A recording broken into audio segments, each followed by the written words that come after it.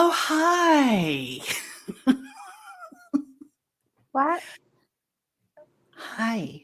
My phone, Hi, Bess. my phone isn't in sync with the laptop. How do you fix that? Turn your I'm phone off, already off. log out, and go back in. Delana. Hi, beautiful. Hi, Wheel. Grandma Sherry, you're probably not here, but thank you for coming by and hitting our like button. And Shifty, thank you. It is our channelversary.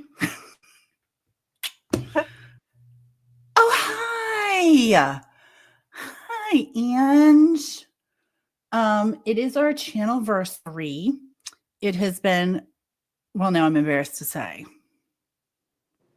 because so many people have grown faster than us, and I guess sometimes I care, but hey, Chaptas! I love you. How are you? Oh, thank you. Thank you very much. How is everyone? How is everyone?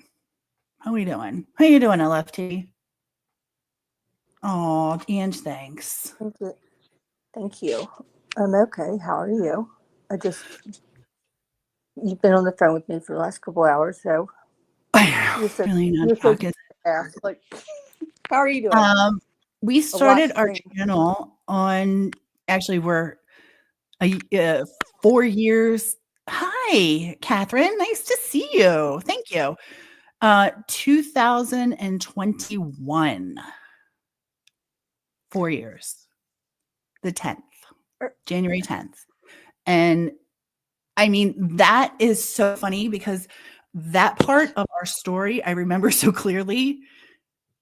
And about a month prior to that, but then it gets foggy after that. I really don't know. Hold on. So wait a minute. So hold on. January 2021, we started our channel, right? That's right. Shifty! I am happy to see you on here. Thank you for coming in. Shit. Hey, the others one. other one. Yeah, 21. Okay, so that means we met 2020. Right. We met in 2020. I love you. We met in 2020. We met, well, Angela will know this story because she was there too. I've known her actually, I can say I've known her longer than I've known you as well. She was a mod with me in JS for Justice. Oh, thanks, my love. Thank you. So I remember distinctly, I was in another community. I left that community and I was like, really don't want to do YouTube, Discord, none of that bullshit anymore. He did. Oh, I know, Meg. That's when my daughter graduated too. It really did. Where did the time go? Oh, it's all coming back to me now. Okay. I'm having like a week. Is it Celine Dion? Is it coming back to you? Yeah, like mm-hmm. Yeah. It's like a flip book So all of a and I'm remembering things that were bought for college preps. Yeah, I remember. Yeah, wow. yeah, so I had left this community, really wasn't doing YouTube, Discord, none of it, nothing. And I happened to get into YouTube and landed on Jay's channel, J is for Justice. And I was in there, I think this is like, I'm not joking when I tell you this. My hand to God, my hand to God. I was in there, I think 3 or 4 times, and I got modded because I think she liked my smart ass attitude. And I was like, what the fuck? Why is she modding me? Literally, I was like, what the fuck is she modding me? Don't mod me. And at that time, Jay had, I want to say maybe 40, 50,000. Heidi Boussard, you're absolutely right. Yep. Hey, Hossie.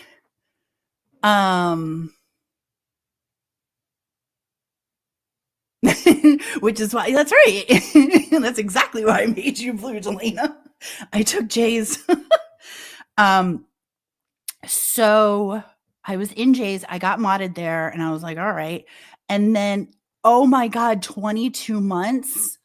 Holy cow. Thank you so much. Holy my, I'm like, I'm floored. Thank you. Oh my God.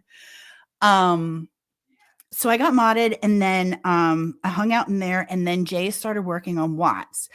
And I was friends with like Crazy Mama, Shell, who's still a mod for Jay, and a couple other people. And I noticed LFT in there, and we had spoken like, "Hi, how are you?" Like you do when people you meet the same people in chat. You're like, "Hey, how you doing?" And then Dave, Seeking the Truth with Dave, was in there, and I know. Do you know the thing that got you to, like, onto YouTube? Because I know the thing that made me call into Jay.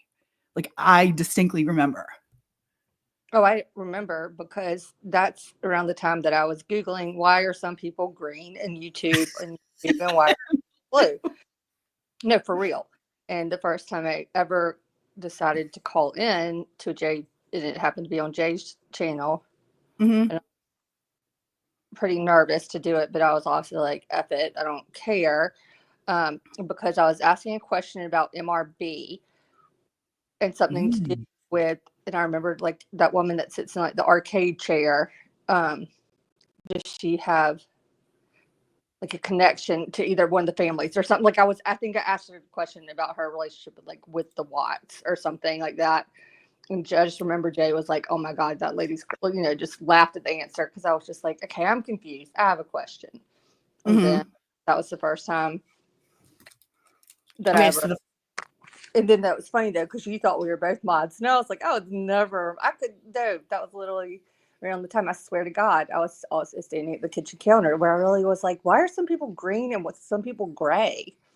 I really thought you were a mod for Jay. I just assumed because we kind of all of us. And she threw all our V cards. She did. Yeah, that's where mine got. She really did. And I was a mod for her for a little while before I left. Yeah, you intimidated me. I hate that. But I remember the first thing I called in about, and I actually figured it. There was 2 things. I called in twice. The first one, Kim Kaufman was on panel with her, and they were talking about the Watts those shoes, and how she, like, what was she pulling out of the shoes? It was like driving Kim nuts. What was she pulling out of the shoes, or what was she putting in the shoes? And it was gauze, so that they could get the scent for the dogs. And I had watched that over and over again to try and get what it was. And I figured it out, and I called and I told them. And I was like super excited because they were both super cool and really nice to me. And I was like, well, this is fun. And then Jay started asking questions, and then Seeking the Truth with Dave came up, and we just had like this great like conversation. It was just like a really cool conversation.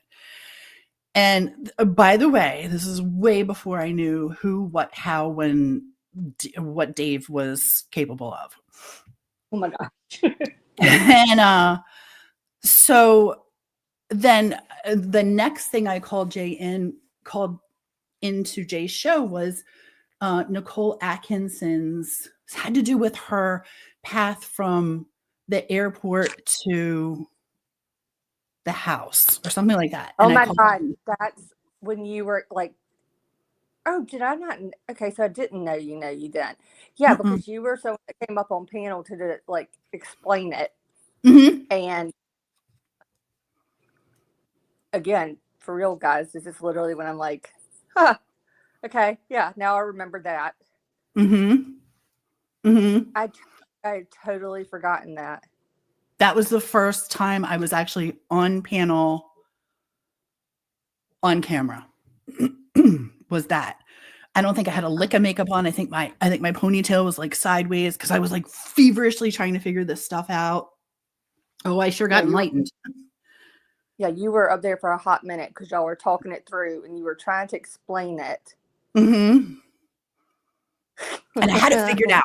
I knew I had it figured out. And God bless Jay. She was very patient and kind. She was very patient and kind. And actually, she, we wound up like all of us figuring, like, once I put it out there, it was like we all had pieces to the puzzle that we were able to put together. So it was kind of cool. And that was a lot of fun. And then Dave messaged me one night out of the blue and was like, "Hey, I'm starting my own channel. I really want you to panel. Do you want to panel with me?" And I was like, "Yeah, sure. Why not? I don't care." What I didn't know, and now I know, and this is why Jay hates me. There's a million other reasons, I'm sure, but one of the reasons is I was like, sure. I was very naive to the loyalty of being a mod and being on panel at someone else's channel talking about the same content. Honest to God, that was a truly honest mistake that I made. But Jay was unhappy, and I didn't really get it. That, I mean, of course, now I completely understand. But it's interesting back then how I was like, I don't like, why can't I do this? It's stupid. Stupid. Why can't I do this? Long story short, I wound up writing her an apology letter because I did feel really bad. It wasn't, I remember that, but then it was also like all of a sudden, like a ton of subs or just different people were her regulars or whatnot. I remember that became an issue. Something, it was more, certainly wasn't you alone kind of deal. Like, because I remember her getting, she was very frustrated with Dave over. Yeah, well, creator respect kind of deal. That was the thing. Is what I was. By the way, I just saw this on my big screen. I freaking love your logo, and that is so cute. X, what's going on, buddy? I didn't realize I came from a different community, so it wasn't like that wasn't an issue in that community. And so when it happened, I was a little bit oblivious to it. Didn't really understand it, kind of thought it was stupid, but also now being a creator, I totally get it. I would have been pissed. I totally would have been pissed because Dave was told what he was doing was poaching all her subs. Didn't know that at the time. Yeah. We do. We all. So I wound up leaving Jay's and working with Dave, and that was so fast. It was like supersonic fast. And then I worked with Dave for November and December, helping him organize Watts's Discovery. And that's when I met you, and we got on a call. I think that was October. It could have been, but I mean, we worked November and December, and we left Dave on New Year's Eve.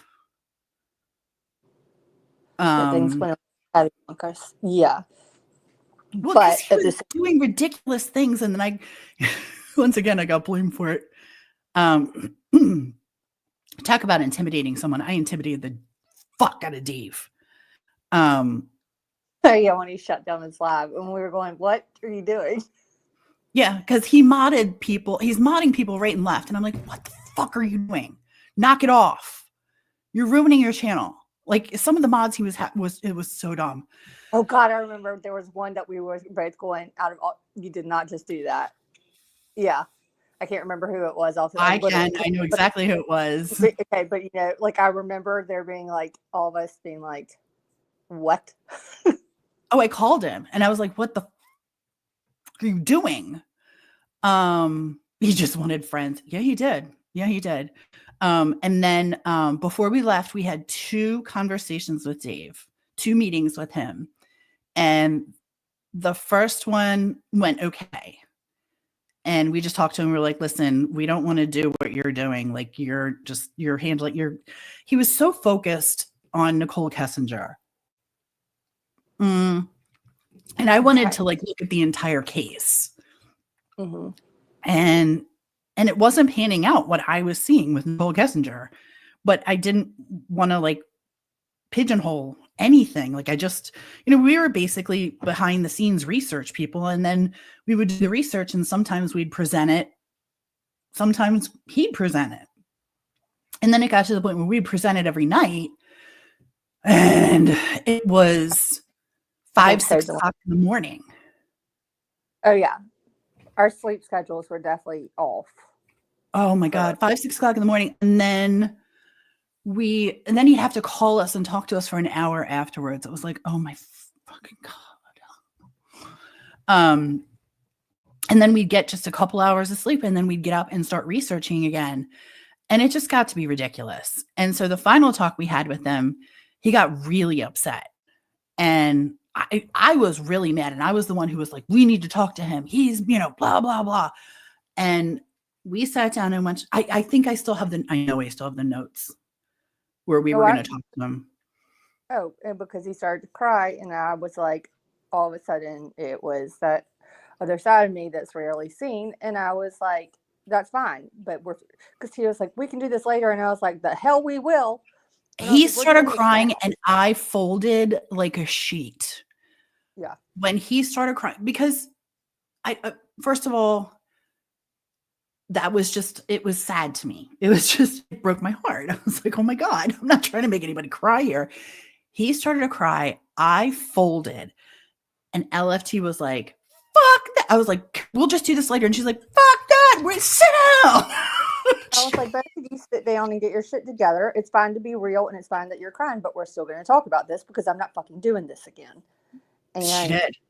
Yeah, I did. It was like someone had inserted a titanium rod up my back and was like, ha, look at this little man, like that grew a spine all of a sudden, or just like, seriously, because when I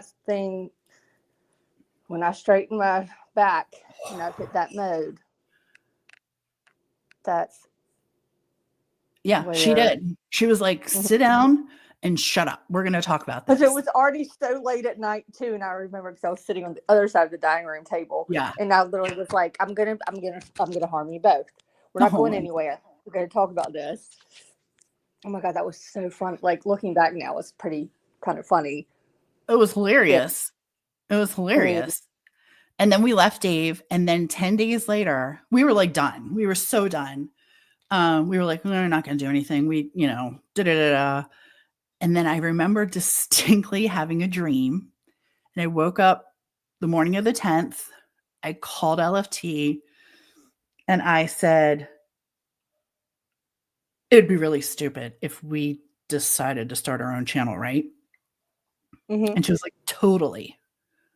It'd be totally stupid. And I was like, great, because I already have a name for it. And she was like, what's the name? And I was like, it came to me in a dream, DecipHER. We're going to call it DecipHER. And she's like, yeah, totally stupid, dumb name. Where do I sign? That was it. That was basically how we started our channel.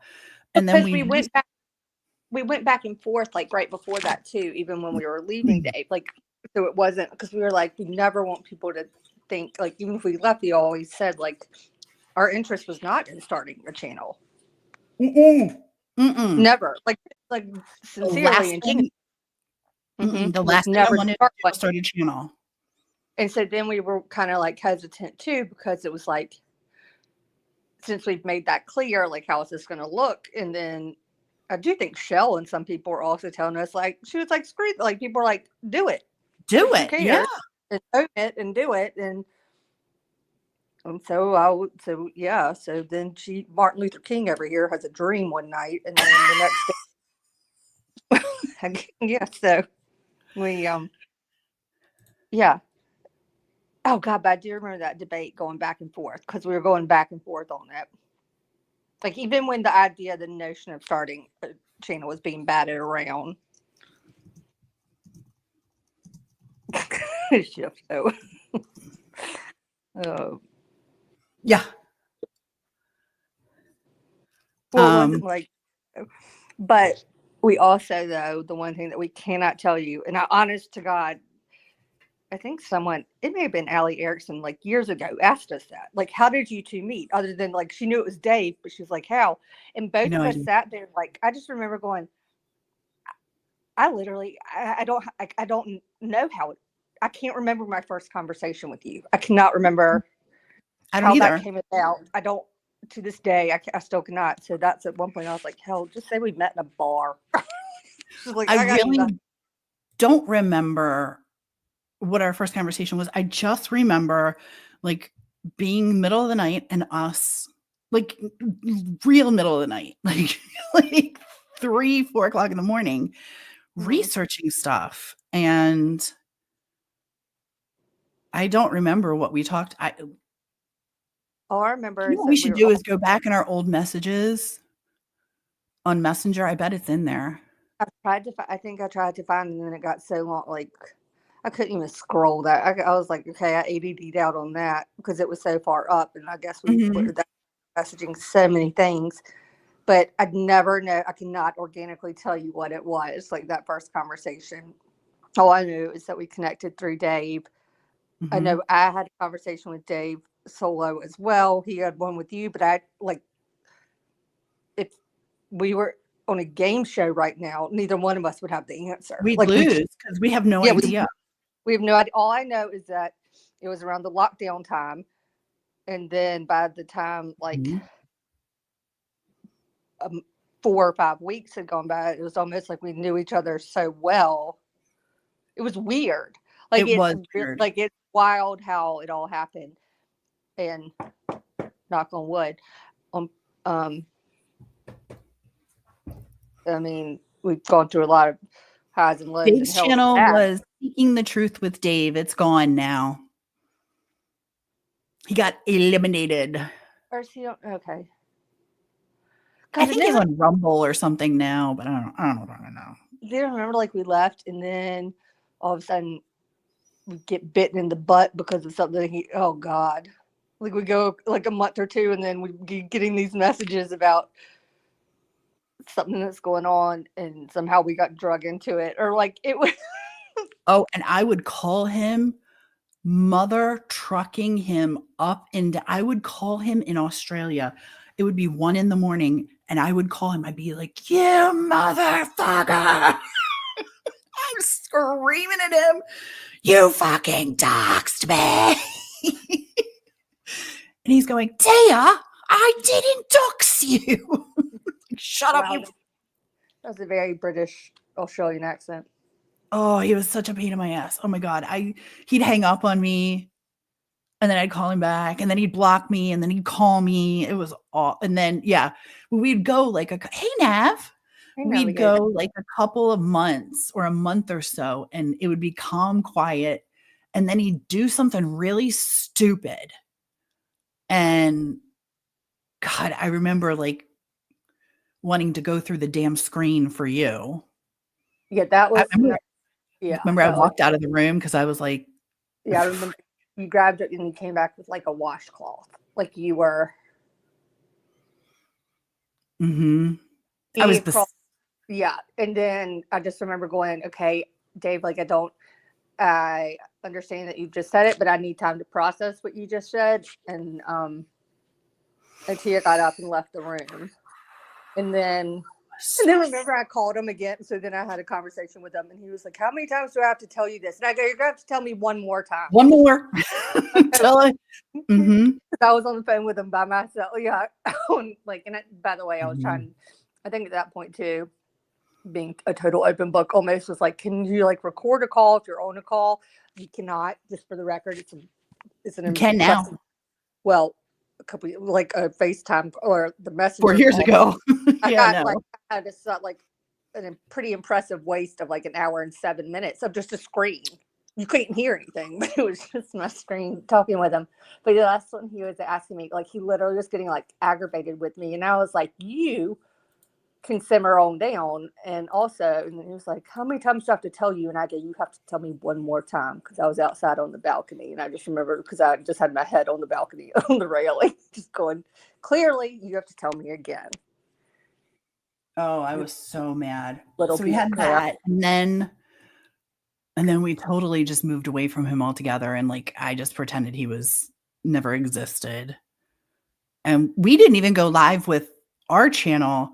I think we started in January. I don't think we went live till April, did we? March? It took us a long time. We'd be like working so hard on something, and I think it was Crazy Mama that always said it. She was like, once again, it's like y'all are left on the dock waving at the boat that's going by because you're both too perfectionist and anal about wanting to make sure you had everything. And Hi, Eddie, welcome in, friend. Good to see you. We're happy to have you. We've been enjoying your channel. Thank you for talking about mental health. If one of our moderators wouldn't mind maybe dropping All Things Serious, their channel, his channel, it's Eddie. I'd love to get people over there. He talks about mental health issues, and it's really great. Very positive over there. Love it. Hi, Lavina. Actually drop anyone who's a creator. I mean, yeah, we don't care. We'll promote anybody. I'm not building your channel. It's fine. I would never take credit for doing so. Yeah, you don't. Yeah, we're so not. Drop all links. Everybody's links. If someone tried to give us credit for that, even the public would be going like, I don't think so. And we'd be going, yeah, I don't think so. No, have you seen their channel? Our channel has had some rough spots lately. There's some diabolical people out there, and I'll leave it at that. I'm not gonna get into it, but there's some seriously diabolical people out there that they're going after channels. So pay attention to your shit, because I didn't. And I had a huge wake-up call. Lesson learned. So then, God, what did we do? We worked on Watts Forever. And then, then what did we do? I remember we had that phone call. We were like, okay, well, we figured it all out. We're done. Now what? It's like, I remember that. No, I remember, because, this is before we had found, what was it? Uber, or what was that transcript thing that we did? Oh my God. We used to transcribe all of the videos, all of the audio by hand, writing everything out. And I remember, because that's exactly what we were doing. We were finishing up something, and this is after we'd mapped out all the steps. We'd redone all the math, all the digital stuff, compared it, and then because I was on the sofa in the dining room, remember? Mm-hmm. And I was down to like my last piece of paper, and I just remember doing the period at the end, and then we got into the end of whatever recording we were listening to, and I was like, I think I looked at you and I go, did we just finish?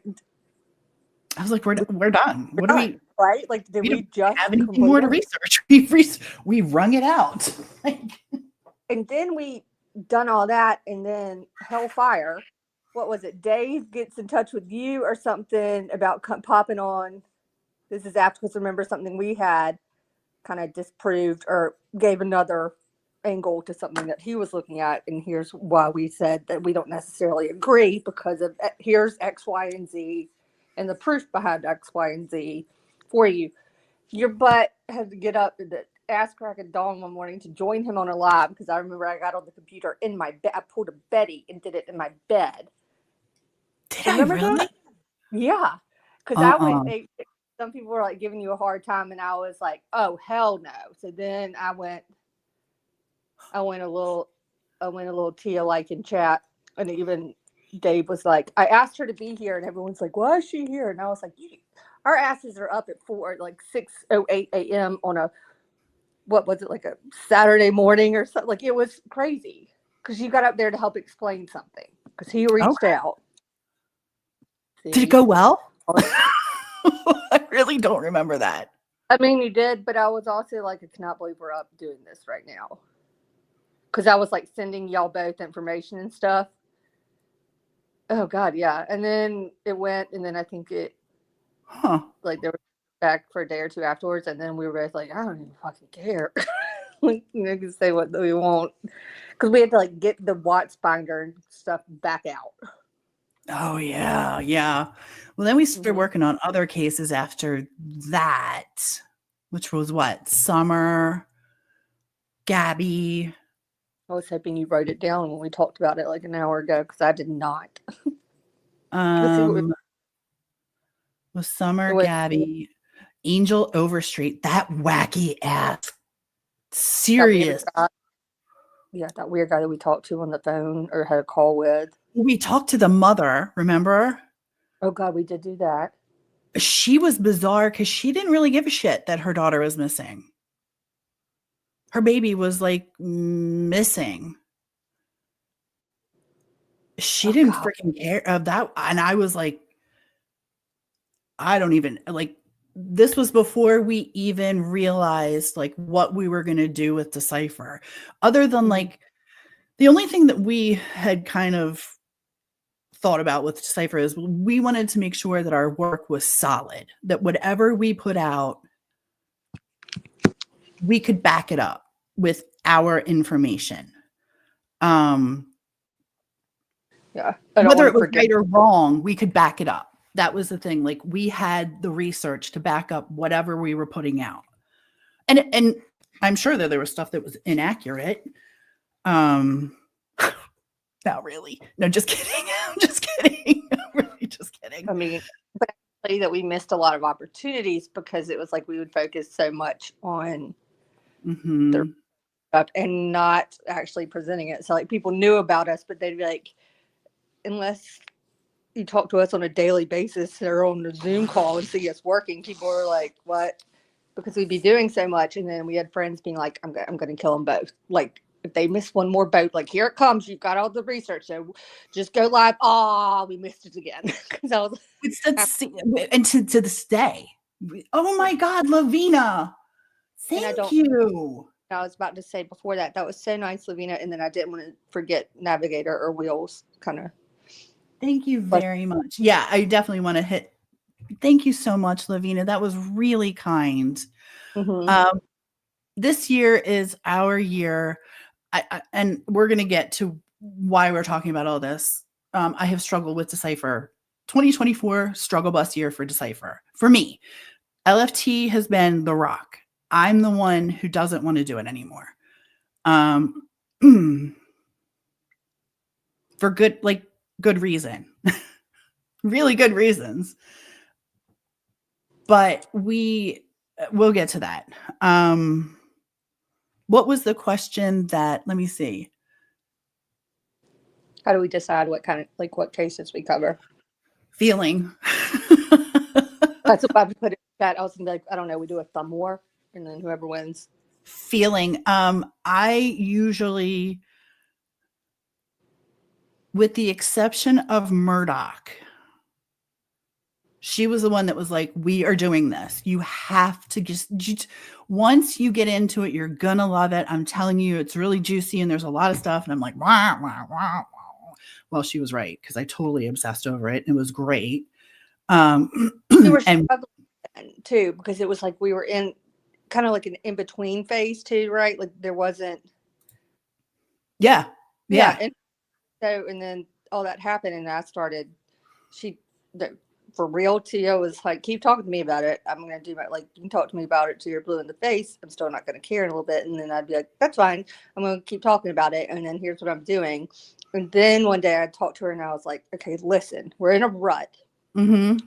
Thing that we love is literally when there is legitimate, like when you're to a point in a case or a trial where there's some discovery, there's documents, there is eons of things like to flip through, read through, things that like we can sink our teeth into and kind of decipher and put together and map it out in our own way. And I like once I kind of said that to you, I think that kind of like made her little pendulum go, okay. Or like if we're on the seesaw, finally she was like, okay, I'll push up a little bit. And then Mm-hmm.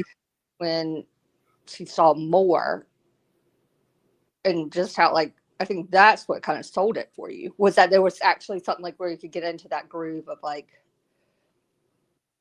Well, we had work. come off of here's the thing that I realized, and I didn't do it. I mean, I obsessed with Watts, but it was information that I was obsessed with. It wasn't the people. I didn't know them. We weren't advocating for anything. It was just, I was in love with the information we were receiving and how we were going through it and literally deciphering the information, not to use our name, but truthfully how we interpreted that information. And then we got into a couple other cases like the Angel Overstreet, where I think we worked on that case for 2 days and I was like, oh no ma'am. Creepy dude freaked me the hell out. Mom freaked me the hell out. Basically, we decided early on, we tried to work children's cases, and I don't think either one of us are good at it. Well, I think we are good at it. It just Yeah, but harder balancing act where you have to literally have your literally looking at it not as a legitimate investigator, but as someone who's literally like you've got to put on those glasses that are just like you've got to take the emotion out of it kind of deal. Like everything's read in here and whatnot. Well, And you, like Gabby Petito, we did that. Watts, we did that. Overstreet, I didn't get involved with because I was just like, oh fuck no. And God bless that baby. And then Kylie Rodney, right? Is that what was after that? Kylie? We worked on. yeah, well, because no, then it was, but wait, so then Petito, Gabby Mm-hmm. says, right, Gabby Petito, Mm-hmm. and then, all right, I'm asking the class too. I'm going to use a lifeline. What else, y'all? So then we what, like, in Then it terms was of, Kylie Rodney. then it was, Then we worked on Kylie Rodney. Oh no. I'm sorry. No, hold on. I We worked know, on Kylie Rodney first. Then we worked on and I was still information based. Get it right. That's all I wanted to do. Get the information right. Get the information right. Get the information. That was like my thing, was like research has to be on point. And I wasn't personally involved in that case. Like it didn't, when the mom said stop, I was like, hey, we're going to stop. She said stop. And then watching Brittany basically obsess over that case and just, it was dirty. It was dirty. And that was the same thing with Summer Wells. Like as soon as Summer Wells got to some creators who started working on it, I didn't want to do it anymore because the case went dirty. And that's just what I call it. The case gets dirty. Basically, when the interview room got involved with Summer Wells, I loved it when Teresa from Criminality was working on Summer Wells. Everything she did, I ate it up. I was like, give me more, because she was information based and she could just really, God, she was amazing. In her interview, she would sit in her car and just interview the hell out of people, and she was so good at it. yeah. And I was obsessed. But that was information based. Everything changed for me when TCA came in and talked to us about Harry Milligan. Yes. That was when cases took a turn for me. Yes. And then obviously everyone knows, but just keep, I guess, TCA's family and absolutely like your thoughts and prayers. She passed yesterday. Yesterday before. But even though like we weren't necessarily on like quote unquote speaking terms, you know, we did have the privilege of like and at one point, you know, kind of attempting to help one another out. So it's, you know what I mean? Like I can see her right now on camera with us. They're like talking and just and so we certainly acknowledge it. So I just wanted to put that we out. do. She came into, was it Allie's chat? Was it Allie? I think that's where like it got mentioned because I didn't think she mentioned it to Allie too, and Allie tried, but I think also at that point too, Allie was like kind of focusing on some other cases as well. That's right. Allie did try, and then she was like, "Well, let DecipHER look at it. I don't care." And she kind of kissed off on it and gave us the blessing of working, you know, because I think she did start. No, I haven't gone down the Krista Rogers rabbit hole. I will. Yeah. A good rabbit hole. But Harry Milligan was the thing that turned me.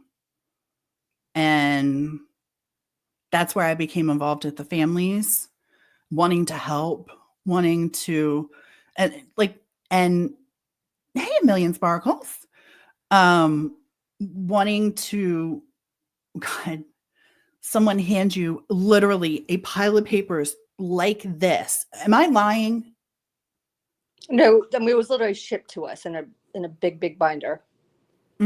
Huge. And it was every note that any PI, cop, Mark Milligan, anybody had taken. And it was like completely just a mess.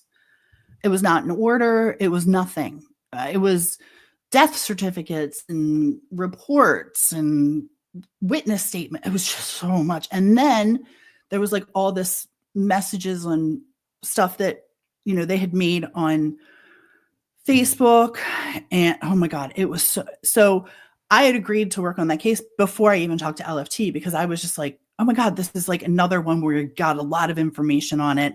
And I think we could do some good here. And that's where things turned for DecipHER as far as like us the family contacting us and us really from the bottom of our hearts trying to help. And I can honestly say with everything in me, I regret nothing on Harry Milligan, and I did it with all the right intentions.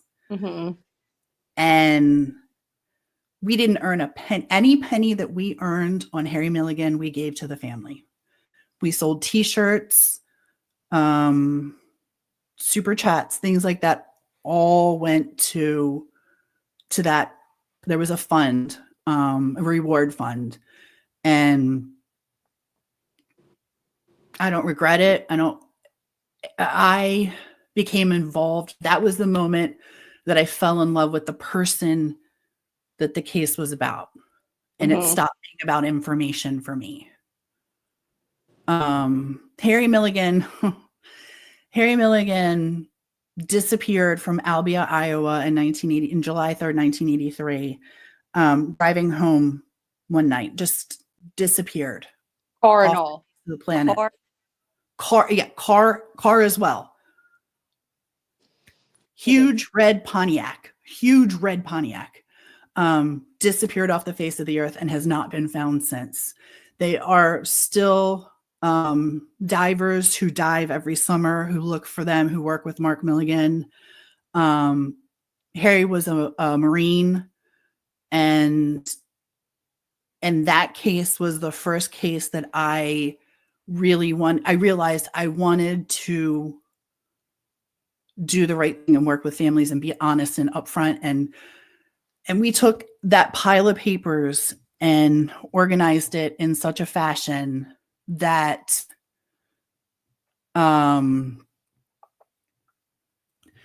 I think that the idea was, where it was born, was organize it and give it back to law enforcement or to the state's attorney. And that's what we did. We took all the messages and all of the paperwork and everything we found and all the people we talked to. And we talked to a lot, hundreds of people, hours and hours of phone calls. And then the theories, so many theories. Oh my God. So many theories. Let's see. From crooked cops to the cartel to Harry was drunk and drove off into water to he's somewhere in Mexico drinking. I mean, just the theories are. Oh my gosh. Didn't we have the conversation or messages with what's her name? Who? Roseanne Barr's old sister-in-law. Yeah. Yeah. Tom. What's her name?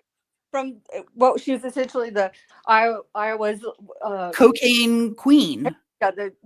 Yeah, whatever. Tom, what's his name? Why can't I think of his fucking last name?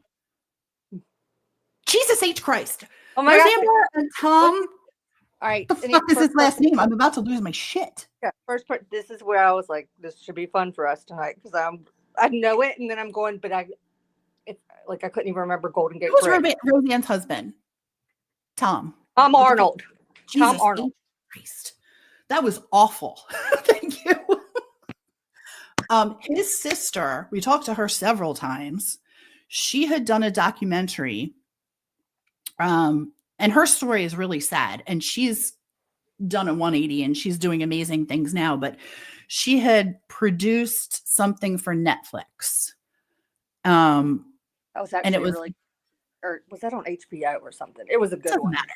It was good. It was a series and it was really, really good.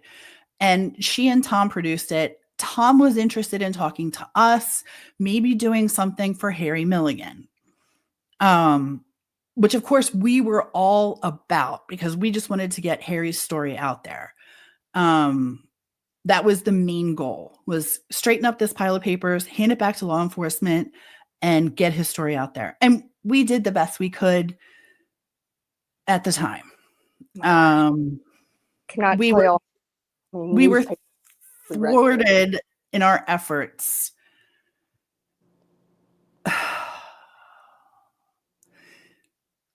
I will plainly tell you that we got screwed over. And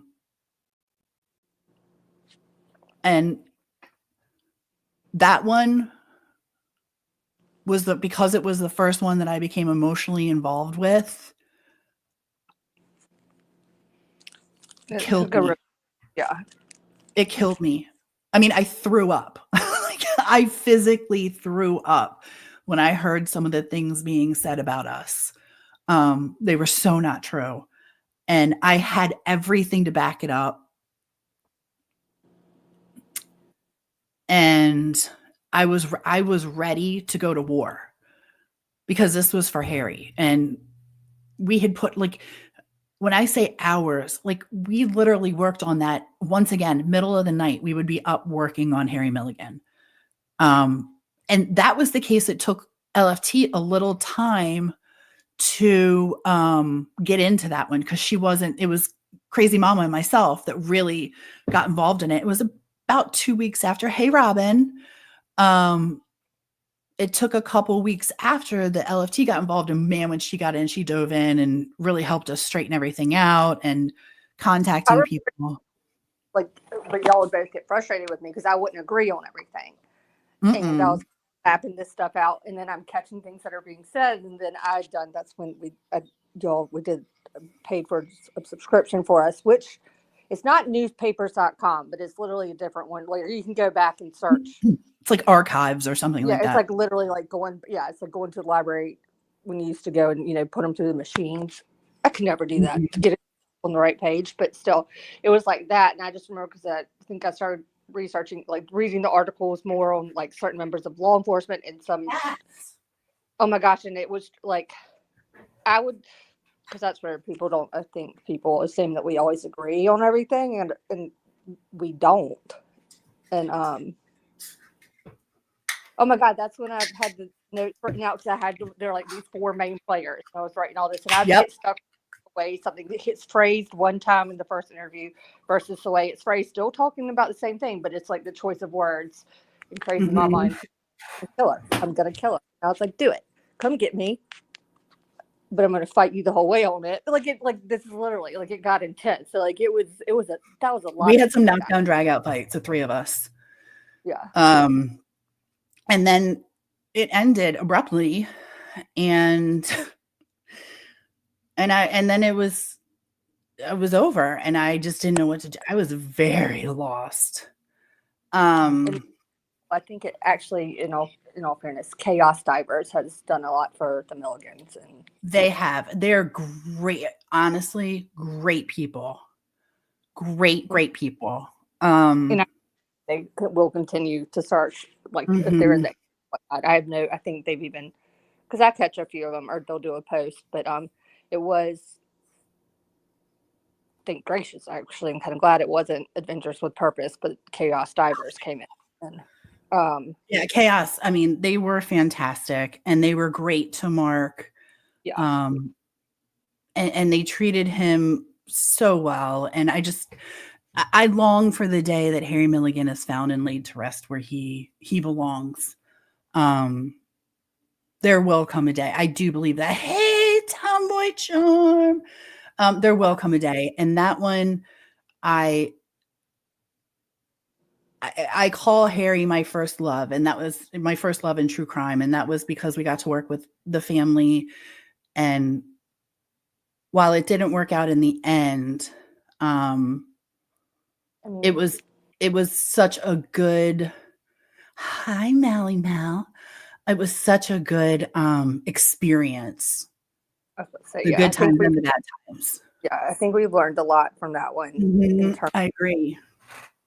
And it's still an ongoing learning. Oh yeah. Daily basis, but that was our first. An answer to the question of like, how do we choose cases? It's like, what case moves you? What is the connect? Like, I remember with Lyric and Devin was down by you. And we talked to the moms there. We got involved because that was a sad situation. Two kids were shot point blank for no good reason. But and what? We did that. And then that one that it was just kind of, not that it fizzled. I mean, granted, actually, I think I screenshotted something the other week. I think there might be some sort of hearing, but it's what's his name? I mean, it's still all, he's going to be tried. He was a kid. He was like 17 when he did the crime, and they were charging him as an adult. He confessed, made the plea deal, and then it was over. And that was the thing with Watts. It was like a plea deal, and then it was over. And then, finally, after Devin and Lyric. That was the only difference. Lyrics. Remember? Yeah. I was emotionally involved with Devin. This young football player, high school kid who just had the world at his feet, and he was a good kid. Died shot point blank. Hi, mystery, welcome in. Just died for no reason, and it just then we did. Oh, I know one we did was the University of Virginia football team. That was another one.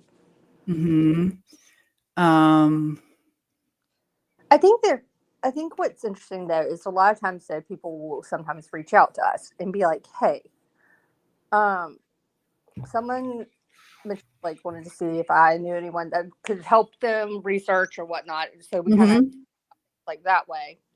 Or I'm not gonna lie, it's just like everyone else does. Like whatever we're being fed, whatever's like circulating on the news, these high profile, quote unquote, high profile kind of cases.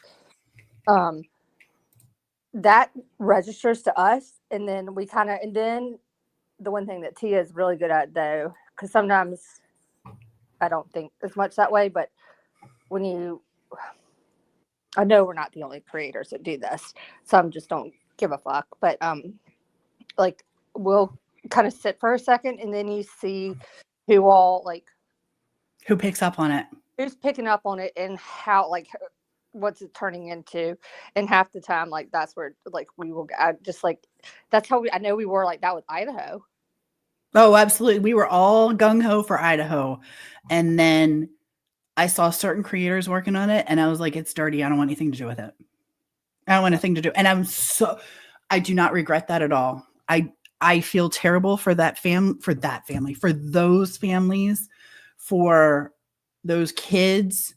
But I don't feel bad about not working that case at all. No way, Jose. But it doesn't mean that we're aware of we read and see all the stuff, and when it comes to Kohberger and the we still know it, we still follow it, but we just don't. I just don't want to talk about it.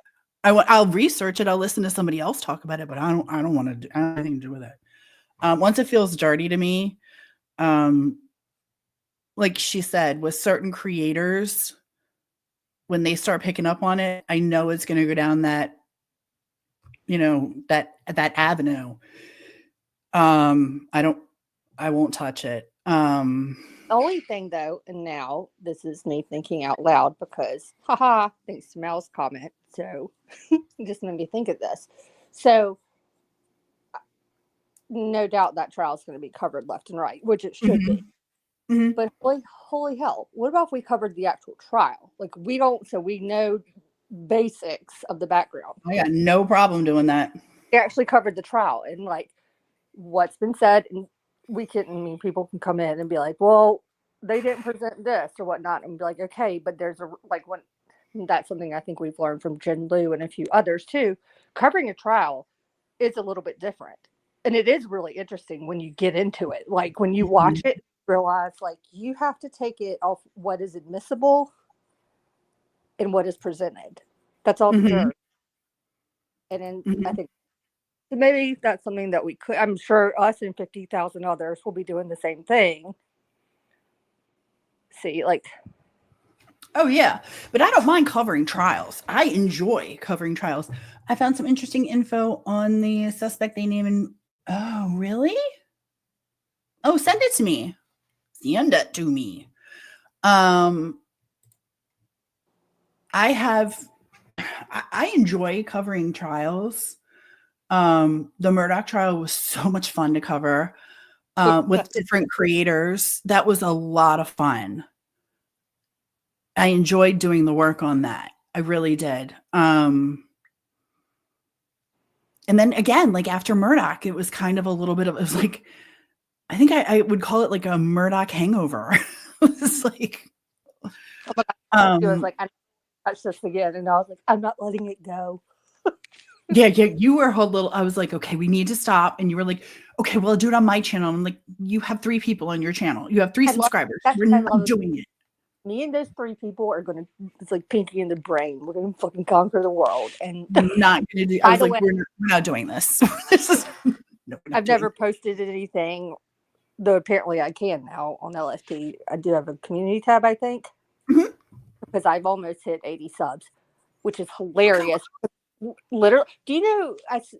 I know half of y'all have heard this, but for the longest time, no one could find me. It took Crazy Mama. If she wanted to, physically, she was going to come here and kick me in my face and be like, "Tell me what the hell the name is. Where are you on YouTube? Because I'm going to sub to you just to irritate you." But I have to say, I had Debbie Collier. That was the name of the Oh, woman. Sorry, I was answering. Yeah, I was answering Wheel. Debbie oh, Collier. we definitely looked into that. Mm-hmm. It's talked about it, but I have to just put it out there that there are not many people that had the consistency, that organic consistency that I had, of just maintaining a solid 2 to 3 subscribers for well over a year, and I Yeah, loved it. she was standing firm in that. I was like, "Tell me who else can do this." Tia and them were like, "No one else can do it. You're right." And I was like, "Yeah, I know. Look how great this is." And now I'm just shy of 80, and I'm going, "What?" Best Because 80 people in your life. if you go to mine, it's like the description is like, "Here's the link to DecipHER." Like, I've never used it. That's what Tia Dash does. It goes right to DecipHER. Right, There's nothing on mine. but it's so funny. But I was Rachel so Morin's on mine, but it's it the was same so stuff that's on DecipHER. it was so because I remember that day that I jumped from like whatever it was, like 2 to 3 or 3 to 4, and I was like, "What?" And Crazy Mama once was like, "I found you," and I was like, "I'm gonna okay." I didn't find you till like last year. I wasn't a sub of yours till like last year. True story. That's fine. I'm cool with it. It's gosh, I couldn't find you. You were liver function Right? test. Everything comes up liver function test, and I was like, "That's me. That's one. Just click on that. That's me. Sub to that one." Mm-hmm. Yeah, that's me. I changed my avatar. So who did we work on after? So Milligan Murdoch. Then it's like, well, there was right. We talked about Debbie Collier, or at least joined panels talking about it. Yeah, we did a lot of panel whoring. Because you were the one that picked out stuff on the video, like the security footage stuff. I think that, like, I was like, oh shit, I missed that, because we were watching. I was watching one car, but then she picked up something else, and then we were. So I know we looked at it. Henrietta. Oh my God. That was that's another case that I'm still emotionally involved with. But I think we got to figure out a way that, yeah, you're emotionally. I think it's human to become emotionally involved, regardless, kind of deal. You know what I mean? Because we're all human and we're emotional human beings. Mm-hmm. But when we say we become emotionally involved, this conversation with me like a week ago, so I want you guys to hear this. Oh shit! What did I tell you then? Since you remember, you should tell it, because you want to see if I paid attention a little bit, and because I can't remember that off the top of my head. You But I just do remember that I need to set better boundaries as far as getting emotionally involved with cases, because Henrietta, that was another case that was like on the news, and I was like, oh my God, that's horrible. Let's look into that. And honest to God, I don't remember how, but Holly's mother got in touch with us. I really don't remember how. Kate. I think it was with Kate. Was it Kate? Okay. Kate Does Crime. Kate. And I'm still in touch with her to this day. And I truly, from the bottom of my heart, love her. She's a woman that lost her grandchildren, her daughter, brutally, and she still gets up in the morning, and she's still sweet, and she's still amazing, and she still fights. And there's still a case there, believe it or not. There's like a case within a case on that one. Because the damn house burned. I was just going to say, and then just a couple weeks ago, the house burned down. Mm-hmm. And I think we're going to host her and have her tell that story on that. But yeah, another case I got totally emotionally involved with. Talked to her in the middle of the night. And LFT just told me basically that I need to set better like boundaries. And not that I can't let my heart in, but just that. Oh, I remember what I said. Yeah, that I just need to be careful. I said you need to be careful, but what I did was what works for Tia, I've learned over the 5 years now, or going on 5 years, is sometimes I have to take things that doesn't notice, or she notices or just forgets. Like, you handle like things like in our own personal lives. Like, it's kind of like, I was like, it's like you, what I told her says, it's like you tell me, blah, blah, blah, blah, blah. I'm not filling in those blanks, but if you know, you know. Mm-hmm. And I told her, and I was like, you've got to work to apply that to your work on cases, because it's horrible to watch her become so deflated and to be like, I don't even know if I want to do this anymore. And I Well, get that. And if that's she doesn't exactly want what happens to me is it takes her down a road of like, not going to do it. And if we're not like, because I want to do it for the right reasons. I don't want to be a tragivangelist or a tragedy pimp, or I don't want to sell out. I never want to sell out. Then I never want you to sell yourself short, though, because that's what I have to remind you. It's like, you're really good at like what you do, like the So research, are you. whatnot. But like, if you don't want it, like we always said, if you don't want to do it, or if I don't want to do it, then fine, we're not going to do it.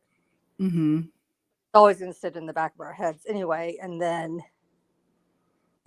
that's like, actually, that kind of leads into one of the bigger questions that we were going to just kind of ask. Okay, well, let me ask you this let me just tell this really quick. This all leads back to just a few days ago, talk about being emotionally involved in a case. Rachel Morin, obviously, you guys know that that's local to me. And we have done what we have done for that family.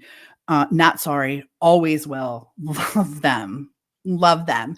I can genuinely say that I know them. We are friends. I don't want to give too much.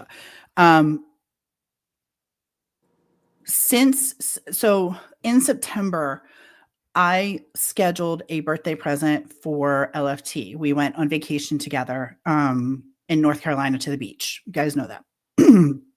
Went to the beach, and we kind of done some lives over the summer. Nothing crazy, whatever. Victor had been caught in June, and we kind of went quiet because the trial was scheduled for October, and I really didn't want to, the last thing I want to do is screw anything up for Rachel's case. I want justice 100% for her kids and for Rachel. So I went quiet, and I have a bag back there that I had taken on vacation with me, and we were going to work while we were on vacation. We were going to, do some things, and we never did. We enjoyed the hell out of ourselves. And I can honestly say it was one of the best trips I've ever had in my life. It was great. Probably the one we were supposed to work. I was like, let's go to the arcade at 9:30 because little kids aren't in there and it's open. And it was. And like, he was like, this is like taking a little kid to the arcade. It was fun. I like stuck a 20 into the thing to get the coins for it or whatnot. And he was like, really, we're going to be here this long? And I was like, I'm going to get more. Like, oh yeah, we came home with balls, shells, sand, everything. And we played our hearts out in the arcade. We played for so long. The only two people. Only people in there. It's like going to the trampoline park, by the way, as an adult, if you're over 30 and still, like, I did it for my 35th with a group of friends, late night to, like, what do I call it? The jump place. The claw machine. We did great at the claw machine. We got all kinds of stuff. Yeah. But like, I went there, and that was probably the most fun because it was totally empty. There was like a handful of kids, but it's that huge thing. And then it kind of just is gradually shutting down. I have your hat. I really do have your hat. What? Tomboy charm. I still have her hat. Oh yeah, but we were on a mission for that one. Mm-hmm. Oh, I was. I wasn't leaving Topsail without my damn hat. Even there was one that I was like, well, that I was like, actually, that, like, if you don't get that for you, and we'll see if we can find another one. Because what was that first good one that I can't remember which one you ended up with. Why don't you just show her? I did show. She's seen it. Oh. She wants it. I got to give it to her. I'm glad you two kept the case close to the vest. Less drama all over. Mhm. Well, the Rachel Morin case is drama, but they're all causing it themselves. Not like Sebastian, not at all like that. In a way ish, but But I'll be at the trial. Excuse me. I will be at the trial. I'm actually going to a hearing at the end of the month to support the family, and I'll be there. This is the first case that DecipHER has worked on that we will see from the day it happened until the day the gavel drops. And, you know, like I said, when the gavel drops and everything is done, I will tell, and the family knows this too. I will tell the story from beginning to end, and it's a good story. It's an amazing story. It's also a sad and tragic story, but it's Rachel's, and well, I think I that was want to something do that it the we, right way. I want to do it the yeah. right way, and I will do it with her children's blessing. Mhm. I will never give away. If there's something in there that I know is important to the story, yet could hurt someone, it won't come out from me. Well, that's what we were Um, talking about. It's like right now, kind of in relation to Sebastian's case a little bit, but there's a ton of work that you can as a creator, if exactly. you're, I never want to, like we say, like we're not a quote unquote law enforcement investigator, but if you're Mm-mm. genuinely diving into something and deep diving it, that's where like you, my hope is that a ton of creators who genuinely do that probably have so much that they want to say or could say, but they Mhm. are smart enough. Like you have to just make sure that you're appropriate. You can have all the information in the world, but it's how and when you choose to share such Mhm. information. You know what I mean? And that's And where, some information doesn't belong in the public, I feel. There's some personal private things that don't belong in public. Just because they're deceased doesn't mean we should talk about that personal private thing. Um, and Mel's right, exactly like how it is for her with like being Katie, that yes, close with that. Yeah. exactly. You don't want to Mhm. give away that thing that, but that at the same time, I want her story told the right way. I don't want a Chris McDumbass up there pillaging and giving out Why wrong not? information. Why Mm. you don't we don't want Chris on our pencil? No, I don't like Chris at all. Oh, Lord, there's a story for you. So one night we were on the phone with a family member. I was sitting at my dining room table and we were talking to them. And all of a sudden, Krish goes live about Rachel. And said family member says, "Oh, drop the link for me." And I'm going, "No." And as I'm saying, no, it was like a slow motion, you know, like the movie, "No, don't go." Click, gone, goes up. I let out a scream in my house that came from my toes to my nose. And I was like, I hate it. I was But then so furious. she was she was very not a, she was pretty much as described. And then though that's also where we have to take a step back regardless and say that's not our choice. Like this is where we say it's such a balance and there are things that are going to eat at you and that you want to, but that's where you have to just take a minute, no matter how much we agree either together on something or even if we don't agree, like that's typically what I think sometimes where I step in and I'm like, okay, but Yeah, for sure. I totally like I totally understand what For you're saying. sure. It's that. But that's where I'm just going, but that's not our we don't get a say in this. We I can you still know, keep doing what we're doing, but Yeah. But it was like, oh my God. What? Oh, I flipped. I cried. I screamed. I yelled. I was like, oh my God, he's going to ruin everything, which he did. He's a fucking moron. He still has the guy going out the wrong way. Way to go, cowboy. You know best. was right on his origins, right? Like yeah, the guy was Hispanic. Well, we knew that. Well, thanks, McDumbass. Okay, you know what? No, but he kept. I can't play with you right now. You, he actually knew, like, because I remember when it came out, like, all right, here's where Victor is from, yada yada yada, and I remember going in my head, going, well, damn, all right, gotta get credit. No, originally McDumbass had him out of Venezuela.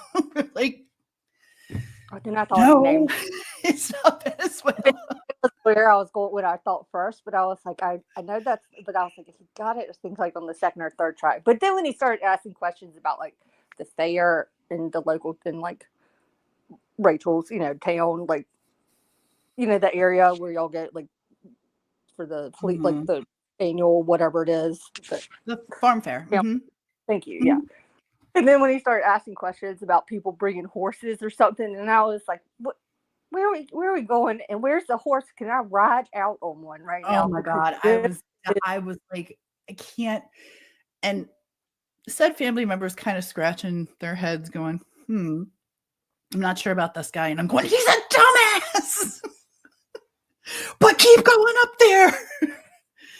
And then, you know who's been a great asset to Rachel's case is STS.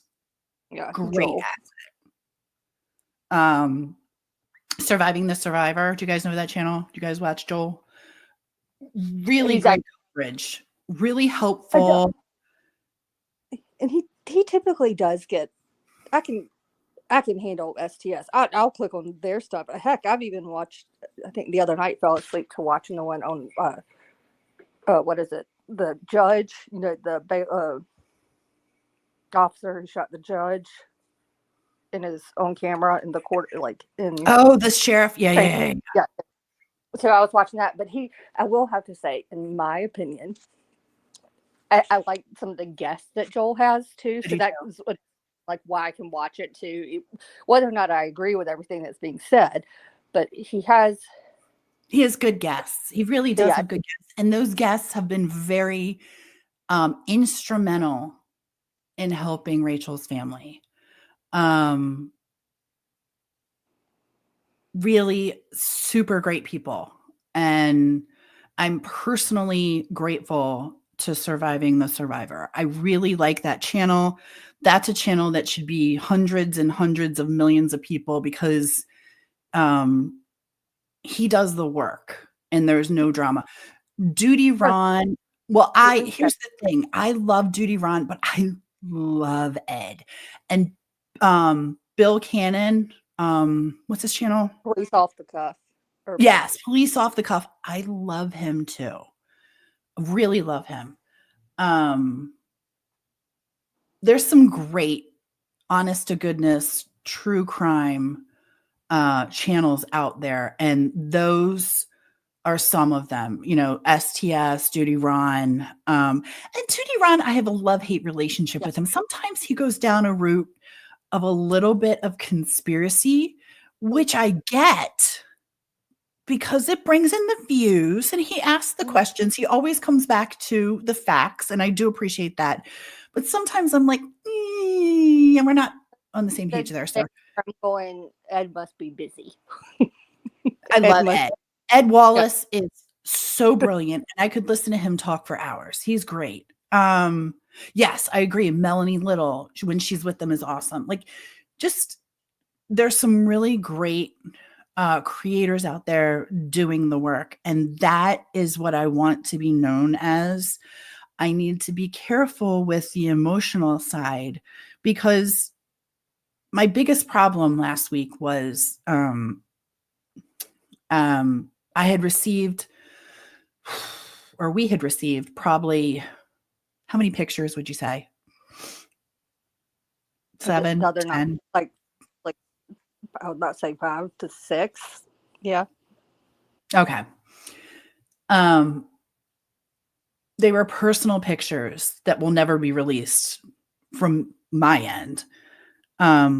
Were quietly delivered to us. And when I saw them, I had to put my iPad down because I was on the phone. And Oh God, yeah. Because when we get off a call, then Tia calls and she's a wreck, and I was like, oh my God, what just happened? I was fine on the phone with, the group phone call. And then when I got off the phone, I could not, I looked at the pictures again and I couldn't,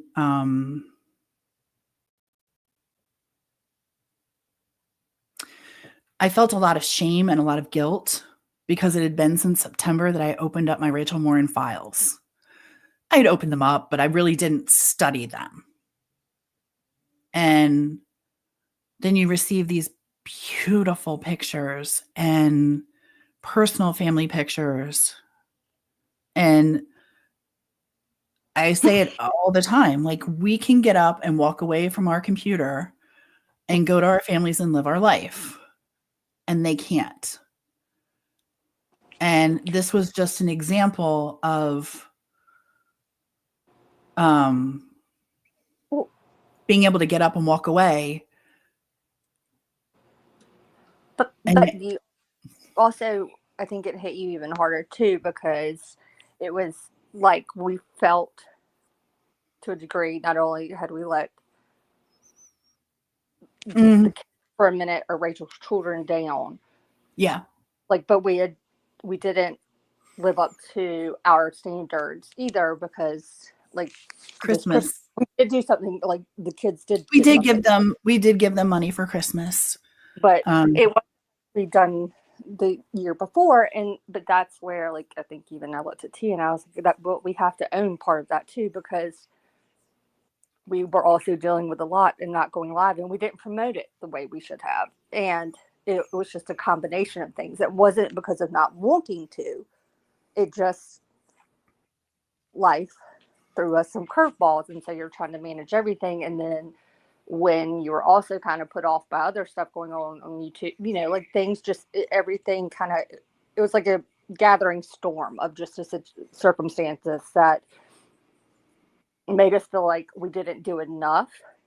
Mm-hmm. But the best part of that call was that it was very easily pointed out that in the midst, and that's what I took away, where Tia's still like,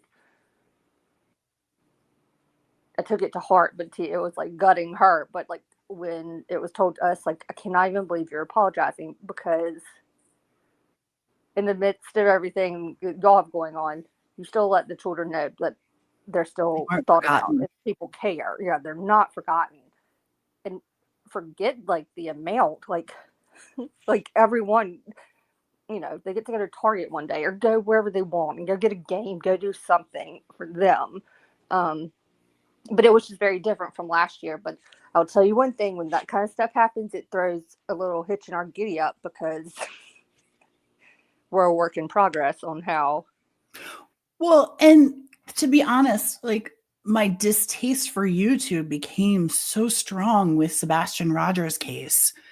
And the lack of discussion on Sebastian himself and just the drama that surrounds it. And I became very bitter. No,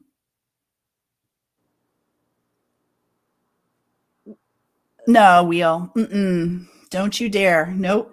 Mm-mm. Don't you be disappointed, my friend. That's on us, sir. And you did just as much, you did more, and helped us. That's you did. Literally what was told to us is what you need to take away too. Yep. In the midst of everything going on, we still did something. We did. And they were thought of. Yeah. And I think of them every day. I think of her kids every day. And what I think of is, I remind myself that, yes, I can walk away. And yes, I have a wonderful, blessed life. And these kids will as well. I just need to balance better. It's almost survivor guilt, if you will. I could see that. When you aren't doing the actual work anymore and there's like a pause in it and you get to really like sit back and I'm not describing it well at all, but it gutted me the other night. And I'm glad and I'm proud of that because that means that I haven't lost the ability to be involved. And everyone says, don't get involved, don't get emotionally involved, don't get emotional. And I've said this for last 4 years. I truly do not know how you don't get emotionally involved in a case when you look at it. I got emotionally involved in Menendez. I'm like, I want them free. Well, yeah. But I'm also, okay. So that kind of goes, kind of caveating. Okay, you want to do your questions? Well, in a minute I do, because my other ones. But I kind of want to bring this back real fast. Like, Okay. just talking about the Sebastian Rogers and like watching and like how it's like it like turns you off, like to get 100%. to deep dive, to like get back in the groove of working and stuff, which is something that we obviously have to work on because that falls on nobody but us. But at least we acknowledge it and we're like, God, it really, that would be one difference I would say from when we first started. Like we were so eager to like dive into stuff because we enjoy it and do it. And now that we've become more regular in researching and doing things, we've also become more active in general, I think, on YouTube. And you're more aware of like the atmosphere and stuff. And like the whole thing, just watching this stuff with the Seth Rogers and the Proudfoots and everything going on. Like for me, I literally wanted to, I don't even care who's what, if it's green team, blue team, yellow team, I don't care. Give a But shit. all I want to say is that I see a difference because I swear to God, I don't have a single, other than following Betty the day that she was out there, because I figured out where she drove, what she did, how long she sat there, because Nothing. anal. Because I was also like, she's lying out her rear, in my opinion. Mm-hmm. Because here she is, look at her. I was like, even when she turns her head left and right, when she's sitting at a gas station, not even getting gas, it's like, don't tell me you aren't waiting for. Just shut up. Oh yeah, she totally knows. Yeah, don't make me. Why do you make us be mean to you? Like, no. Well, and the thing that Rachel Morin's case taught me, and like what people need to understand when we get involved with a family is we're not just like, I'm not just crying and, involved with a family. The idea is for us to produce something that the family can give to law enforcement to hand it over to prosecution, or whether it be the timeline or, us just taking a file and, like we said, just organizing it. The cool thing about DecipHER is our work has been used by law enforcement. And that's really like something to be proud of, because not a lot of creators can say that they actually got involved on that side of it. So our research has been used and given over to attorneys. Mm-hmm. Huh? Yep. It's even been used. I was about to say it's even been used in matters that people have no idea about, which is something like, because we do it and that's what it is, but it's nothing that we know what's relevant and worthy of like us talking about on a live, but like certain things that we do, do it. That's really what the heart of DecipHER is like collecting the information, doing the research, and then handing it back to the family at the end and saying, okay, now give this to law enforcement. If they choose to throw it in the circular file, they throw it in the circular file. If they choose to use it, okay, awesome, cool. And that's what we've done. But the coolest thing for me, though, and what has applied to Sebastian Rogers, what I've learned from Rachel Morin is, while we were in the know with Rachel Morin in a lot of stuff, there is so much of it we didn't know that law enforcement has known or did know and kept it close to their vest and still has. I mean, we'll get the discovery and find out, go through it and realize how much we didn't know. But the interesting thing for me is, when you're researching and you think, oh, I got this and I'm going to tell somebody about this, Ellie already knows. They're like 3 miles down the road. They've got this information, the people, their backgrounds, all the things. When you think you're just coming up with something. And that's really what I took away from Rachel's investigation portion, was they were so far lasered way ahead of us. And we knew a lot. We knew more than the average bear. And they were quiet, and they gave very few. It was only a couple of updates along the way. Yeah. But to find out how much information they had has been really so cool for me, because it has totally just they get my love and respect, because I don't know more than law enforcement. I don't know more than someone else knows, than the investigating officers on the case. I don't know more. What I have is information that I can compile and give to them, which hopefully will help. But that doesn't mean that I have more information. And when we talk about Sebastian Rogers and all these creators talking about things, you guys, and this was such a great lesson for me, you don't know more than law enforcement. They know so much more. And Wheel, your comment was really what led me down this path. Is both Henrietta and Rachel Morin were two cases that we were involved with. And we knew more than the general public in those cases, still do. But what they have exceeds miles what we have. Oh, Quentin Simon, that God rest that baby's soul. But the other thing that my big takeaway too with the Sebastian Rogers right now is someone, like, I swear to gracious, like I said, we have never once opened up, started even a spreadsheet, anything related to it. There's no notes, there's nothing. But what kills me, I think, is I'm learning sometimes. I know that there are tons of people too, with subs and viewers or listeners or whatnot, who follow this stuff too. But I'll be damned, sometimes it's the curse of being someone that's so used to researching, and I can remember stuff every interview, everything, because I've still watched it and I can comment on it. Stuff, but I'm going, it blows my mind now. Some things where it's Seth never said this or something, and I'm going, yeah, you did. Yeah, you totally did. I don't even know this case, and I know that he said this and this and this and X, Y, and Z. First of all, my main point that I want to scream from the GD rafters is, when it comes, and I'll just put my piece out here now, when it comes to the Sebastian Rogers case, and it comes to all the parents, all the loved ones, the way that they have chosen to conduct themselves is the reason the people, I think, have garnered set opinions of people.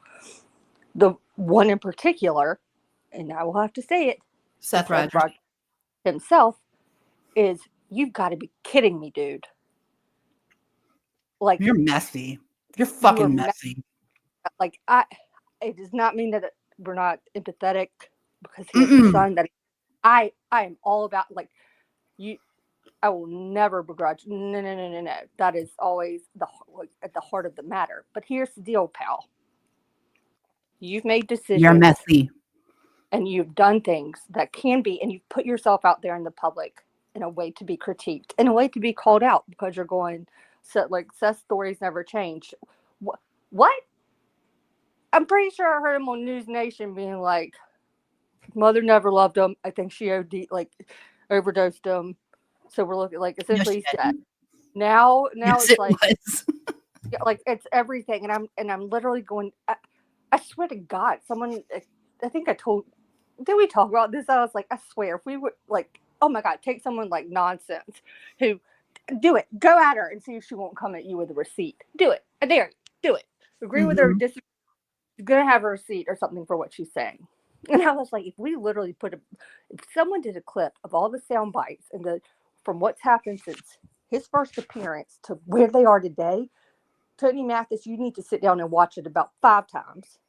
Well, and that's the thing that I love and respect about Nonsense is she does use their own words against them. and I don't mean against them, but she just comes, I shouldn't say that because that's not right, but she comes back with, okay, well, here's where I heard it. And I think that's so important. But it's Uh, watching it play out. I literally am just it's mind blowing to me. It is literally that's when I was literally like, this has to be a science project to this point because I don't understand what the hell's going on, or there's no other excuse for it. There's you know no what? This brings up a good question, though, since we're talking about Sebastian Rogers. I really want to know because there's serious lines in the sand when it comes to um, which side of the fence you're on, whether you're greed team or you are pro Proudfoot or whatever your case may be. My question is, some of these people you may have liked prior to this case. How do you cross boundaries when people you like no longer like each other or are not on the same side of the fence anymore? How do you guys as subscribers and creators in here, how do you navigate that? I'm really genuinely curious because there's people in here who I'll give a bad example. Oh, did the Ravens win? I thought, I thought that was tomorrow night. What is today? Today's Saturday. I thought they were playing. It has torn creators and subs apart, and I hate that. And I'm going to give you a bad example. Okay, just know that this is a bad example, but and this has nothing to do with Sebastian Rogers at all. At all. Note to self, nothing to do with Sebastian. But if you watched Queen Bee, and you liked Joneson and Nunya on Queen Bee's panel, and then they were no more. How do you navigate that as a subscriber or as a creator? And I'm not saying, please don't, I'm not blaming anybody for that.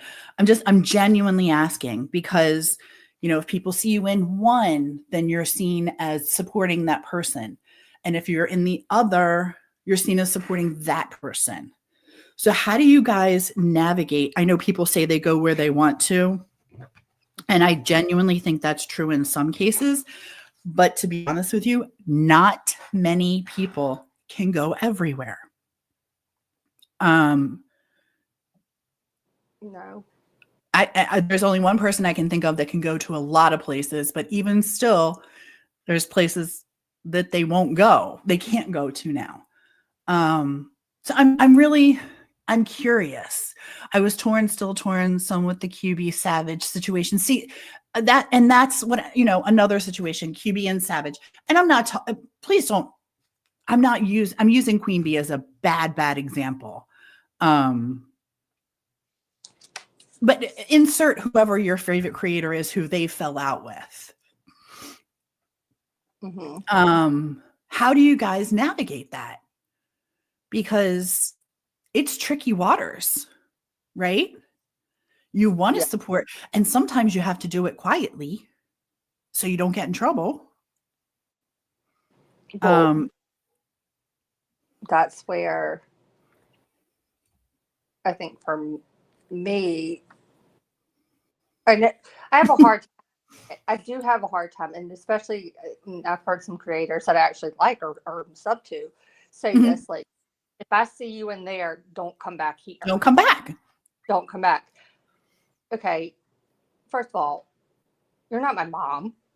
Mhm. Um, I can come back whenever I want to. You can block me, you can time me out, whatever. Um, but I don't. That's a real turnoff to me. And I agree. I'm also like, if someone decides because they see me in someone's chat, or I ask a question, or I comment, or I talk to someone within the chat, not even about what's going Mhm. on, and someone decides to be like, I saw LFT here, and they draw whatever conclusion they want for it, like from just simply seeing me there or participating on one straight, like I could be in one person's chat, in the morning, and then that other person later that afternoon's live, and I could be in that chat because I just know how to. I'm not going to engage in the BS that doesn't. I just am mindful of that. Like I know that I'm in a chat where people are probably aware I'm in that other person's chat as well, but I'm just in Mhm. neutral. I'm not here. Like my involvement is my reason for being there has nothing to do with quote unquote set clash going on between creators. I can simply be mindful and respect that there's an issue there, but I still can go in and enjoy and do this or that, ask questions or whatnot. But Mhm. if someone decides to be like or assume that just because I'm there that they draw whatever conclusion they want about me, then all right, fine. Because I don't know what it is in me right now, but Well, the and things I out the like thing I is also this is entertainment. We can change the channel anytime we like. We can watch anytime we like. But then, there's people that you meet in there or friends you see, I might see Wheel in a chat and I'm like, "Oh, I want to say hi to him in here, but I'm not liked in here, so I'm not going to say hi to him in here." Um and that sucks, well, yeah, you but I know? also the nature of the beast, and It is. sometimes I think sometimes where, and this is where the difference between us in some matters too is like I have to just make that decision, overanalyze it. Like I'm just like I'm not even okay, and so whatever it is what it is. But I will admit there are times where I make the decision not to participate. I'll listen, but I'm not going to participate because I understand it's the nature of the beast, and I'm not willing to be thrown into the fucking mix right now. And that's all there is to it. It doesn't mean I dislike the people or the person that I'm listening to, or the people within the chat or on panel. It just means I know how to play this a little. I've learned now how to play it a little bit smarter. And sometimes I just decide to engage. Sometimes I don't. And it is Yeah. what it is. Does it suck to have to decide not to engage? Yeah, it sucks. Should it be that way? No. But it is what it is, and it's never going to change. It's social media. It's like what I tell you on Facebook. I go, you get two response. If you comment, you get two comments, and then no more. You said your piece. There's no point in going back and forth, back and forth, back and forth. That's what I do, Tomboy. That's exactly what I just put it on for noise and listen. But Mm-hmm. there are some creators that I genuinely like that they might not get along with and I love people who say they can go anywhere. I admire that. I do go everywhere. Sometimes I talk and sometimes I don't. Sometimes I use my alt and sometimes I don't. Hey, Thistle! Oh my Um, gosh. she said, "I don't chat anymore very rarely, and I just don't come around true crime community as much anymore. I've never publicly shared my opinions on the case or the drama. Still won't." Well, Thistle, I appreciate that. Hmm? Um, and the sad thing is, though, is we lose your opinion, which does matter. In my book, it does. Subscribers are the reason that creators are here. I think sometimes as creators we forget that. Um, but this whole atmosphere has genuinely turned me off to YouTube, and maybe that's a good thing. Maybe that's a good thing. That I as a creator, I don't want to um I don't want to be a part of that. Like I don't No. want to be in the Sebastian Rogers community. I want to be back in the true crime community, and I want to talk true crime with my pals. You Well, know? And I don't, no offense, I don't want to be in something where people are sitting back and taking notes of who, like, actually, sometimes I'm like, I don't give a crap. Take my name down because half the time people are going to go, who the hell is that? So, all right, that's okay with me. But like, where people are like writing names down or being, you're, Write my name down. yeah, like if you're being Write it threatened, down. Because it's I worth, double dog dare you. If you want to put me in something, you better damn sight make sure that it's a real fucking Rico. yeah, Because this bullshit going on, this is a whole nother thing. Um, I think what Brittany has done to Granny is deplorable. And I'm going to say that out loud.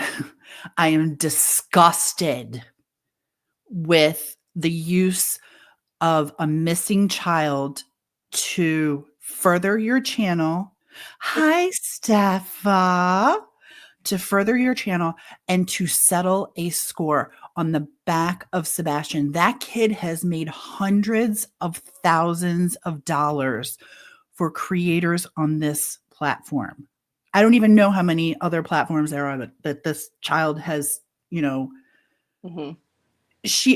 That's right. She only joined the injunction to go at GW. Because of that, I support Granny's watching publicly. Like, I got no problem saying what she's doing is wrong. And what she's done is wrong, but now you've pissed Granny off to the point where she is a dog with a bone and she ain't letting go. She is not letting go. So buckle up, Buttercup. It's going to be a bumpy ride for you. And there's times where I will tune Brittany in and hit my pen, and I have a minuscule amount of empathy for her. It's like, oh my God, she just doesn't get it. If someone were just there to tell her, you're not reading the room, you don't get it.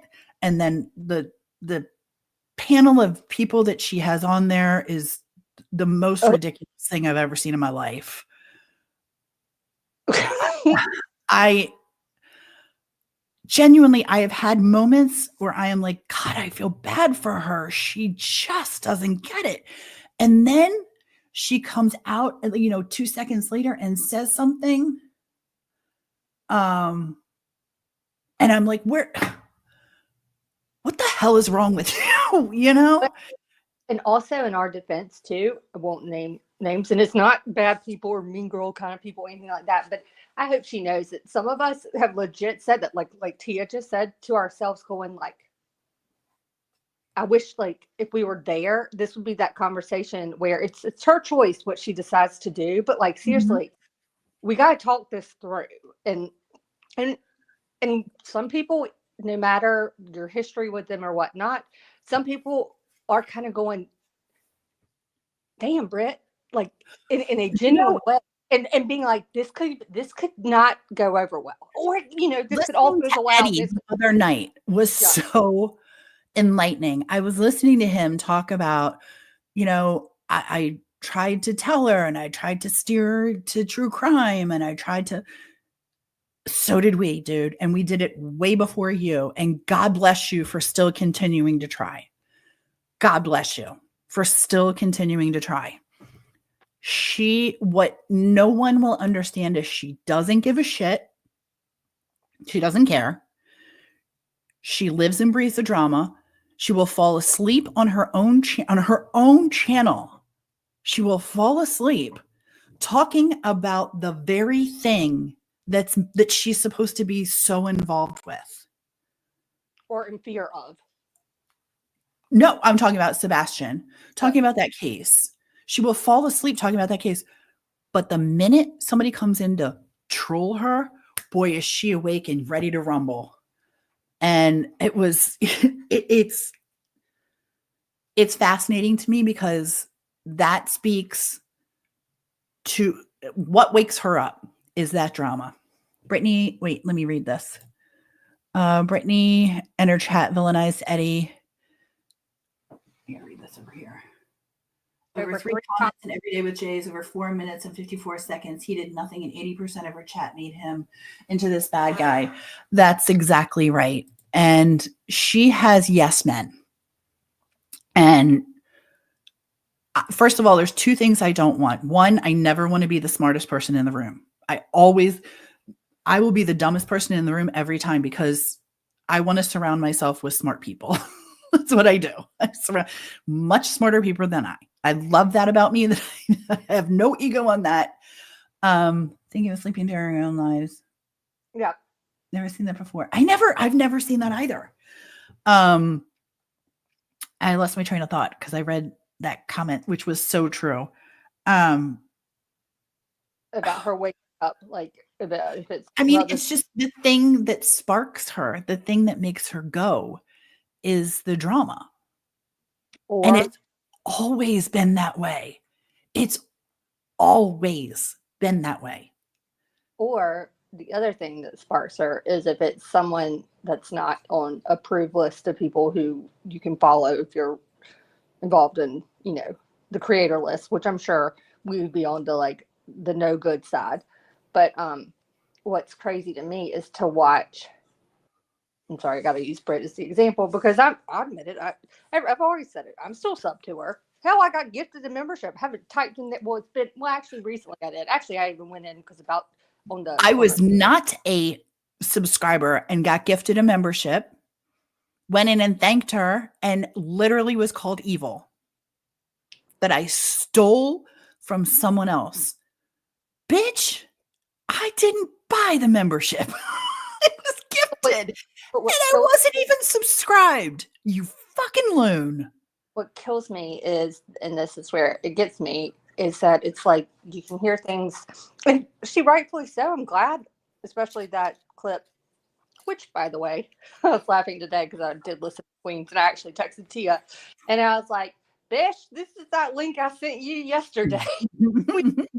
I don't know if Tia watched it, but I did because I was going, "Oh, damn." I remember telling Tia, though, I was like, that's the sad thing about it, because that's where Britt, like, I want her to have a backbone and to actually stand on it, like where she was like not agreeing with something with Tony or whatever she was saying back in May about Tony and kind of what it was doing, like essentially she was like, Seth, step away kind of deal, like this is gonna be bad. And then to watch as to how that's evolved into today, and it's like that, I don't know what, like, if it's like hurricane blinds that go down where they literally are like, nope, that never happened. I never said this. No. Like you, like willfully forgetting or just willful ignorance of your. It's okay for like impressions to change along the way, but when you do like that kind of like 180-ish in terms of what it looked like from the public's view, essentially like a 180 overnight, for lack of a better word. Mm-hmm. Then you flat out deny or so like, where are they coming up with this? Bitch, we're coming up from the same things where you were questioning stuff back in May. Hey, Mm-hmm. hey, listen, like, look, are you in there? Like, look at me. It's almost going like, you can still support it, but don't act a fool and pretend like it never happened or certain things didn't happen. She Don't gets blind loyalty, and I think it's so crazy. I never, ever, ever want someone to blindly follow me. And it never. I want the kind of people that are going to say, nope, you got that wrong. Nope, you're out of line. And another thing, actually, I want to say this since we're starting off the new year, just getting this shit out there. Again, this is where, yes, there are things that we wish were different on YouTube. Hell, on any kind of social medium. But I hate to use that. I hate to sound like redundant, but like it truly is the nature of the beast. And you have to learn how to navigate it. Like you have to know it. And so I'm just using this as an example. The day that she drove to her doctor's appointment on camera. Whatnot. Okay, I'm simply using this as an example. I know. I'm just like, oh God. I know. Just hear me out, though, for a minute. Though this is, I'm like constructive criticism. Mm-hmm. Like, okay, you chose to do it on camera. At this point, Britt, you know damn well better. like that's where it's like, okay, like before you turn your camera off, because is it right that people are going to research it or find out, be it true or not? That is not our business. But that's where part of it, that's where I kind of have to take a step back and be like, you know what, at some point, us as creators and individuals have to take some responsibility. It can't always be, look, what they did to me or what they're doing now, because it's always going to be, look at what they did to me, look at what they're doing now, unless you do something to shield yourself from that. And that's where I'm going, like, no, it is not right necessarily to look into it. Absolutely not. But at the end of the day, that's fucking going to happen, or has a very high potential of happening. So shut your camera off. You can drive there, then turn your camera off. You can still talk, yeah, and do your thing, but just like, that's what gets me. And I know that sounds so like that I'm flirting with a line of like contradicting myself, but I literally mean that, because it is like, you have to just somehow make adjustments on your side and accept that this is the environment that we live in, that we operate, and that we've willingly chose to participate on and within. It's never going to be perfect. Things are going to happen. So you do things to protect yourself. Just like we used to tell her, mute in the background. Kids are off limits. But then she talks about them and I'm like, oh God, please don't. Like if I had my kids or something and someone woke up in the middle of the night and was coming, to talk to me, and we were always live and did it consistently too, without me realizing it, that could be like, I would have to learn that people, what? God, I could be called out for this, or like once I am called out for it, going, that's not right, they're attacking me. I'm sure I'll have that feeling for a minute, but then I'm like, well, fuck that. It's not going to happen again because I'm going to do this. And that's what I mean. It's where sometimes the responsibility does fall on the individual.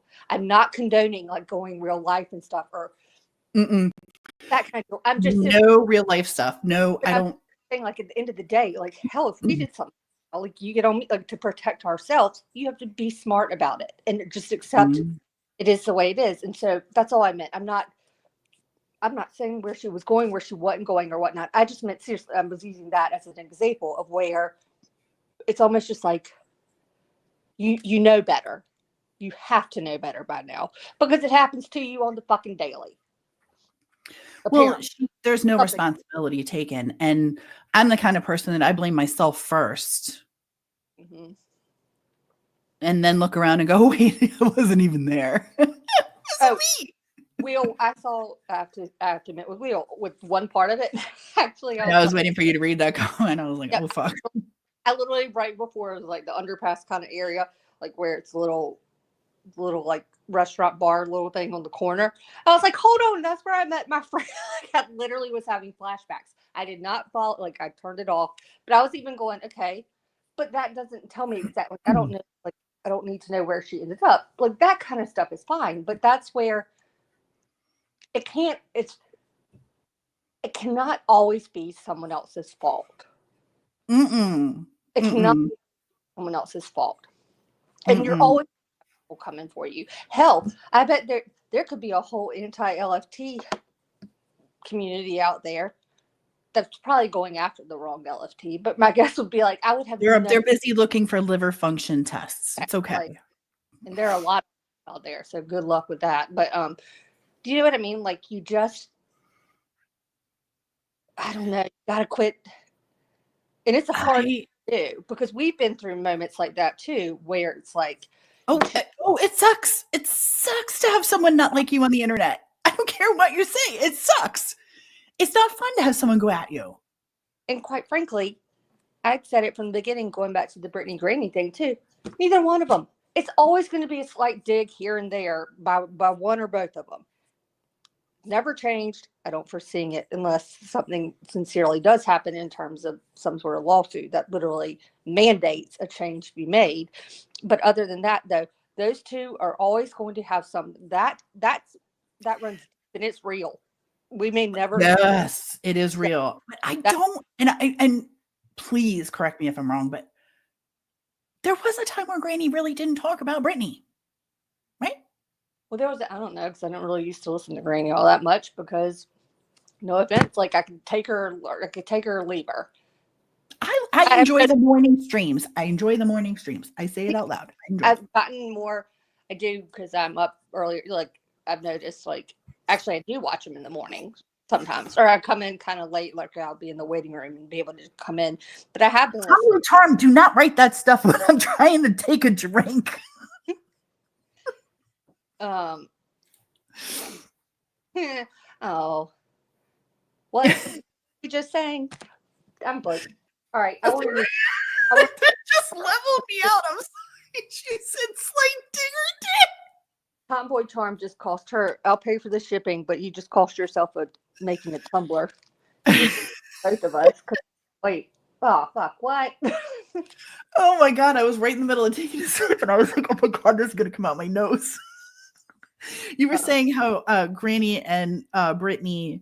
I said I don't remember Granny talking much about Brittany at times. I don't really remember either. I mean, but I will be honest. Like, yeah, because sometimes they'll both make insinuations, and unless you just came out of the turn of poll yesterday, you know damn well who they're talking about. But the difference is most of us just can kind of let it go. Those two cannot. No, well, I mean, it goes deep, and it's for a long time. It goes deep and long. I knew it's not the right thing to say. I said it was deep and real. That's it, Tomboy. Time yourself out. But there was a time when they were friendly, and that was a good day or two. Remember there's like that afternoon when that happened? Remember? Yeah. That was a good yeah, but the next evening it was like, hey, guess what happened? You're like, let me get it's like, oh shit. and we all know, like, oh shit, here it goes. Someone's gonna see this, or someone's gonna take this and run. And I mean, to the point where lawsuits are coming into play now, it's like it makes me not want to do YouTube. And I that, all this stuff, and I'm not blaming anybody for lawsuits or anything like that. It is what it is. But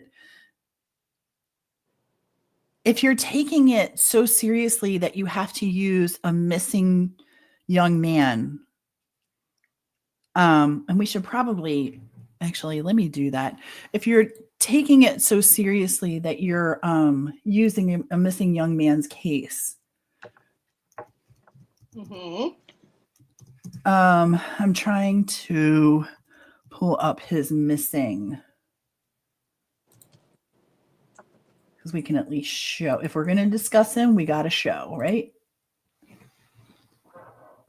Is this the TBI one? TBInewsroom.com. I don't know. I'm trying to do a disclaimer in the chat. Sorry, y'all didn't need to hear me typing on the computer. I'm just, say love you.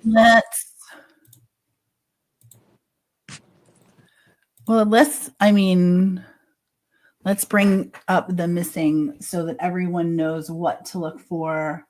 And please contact 911 or TBI. Please do not contact Dog the fucking Bounty Hunter. That's stupid. Okay. Except I lost my damn phone. So let's at least share out his missing poster. I do hope that they find this young man and he's okay. It's a shame that I know so much about him. Oh, am I the only one though? Because I think I typed this actually. It was probably in Queens or Nonsenses or someone.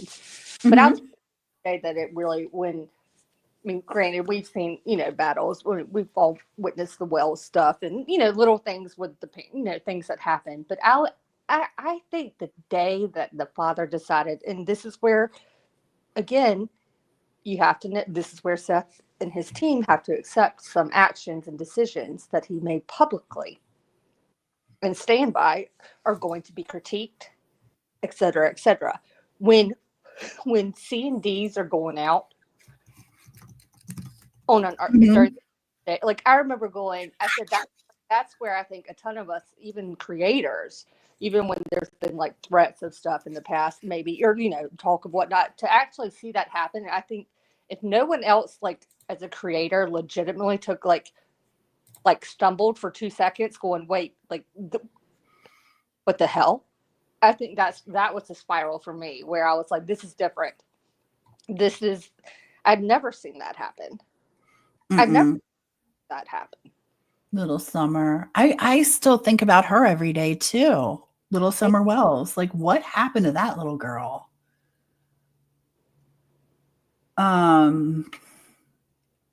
She's another one that, tears my heart out.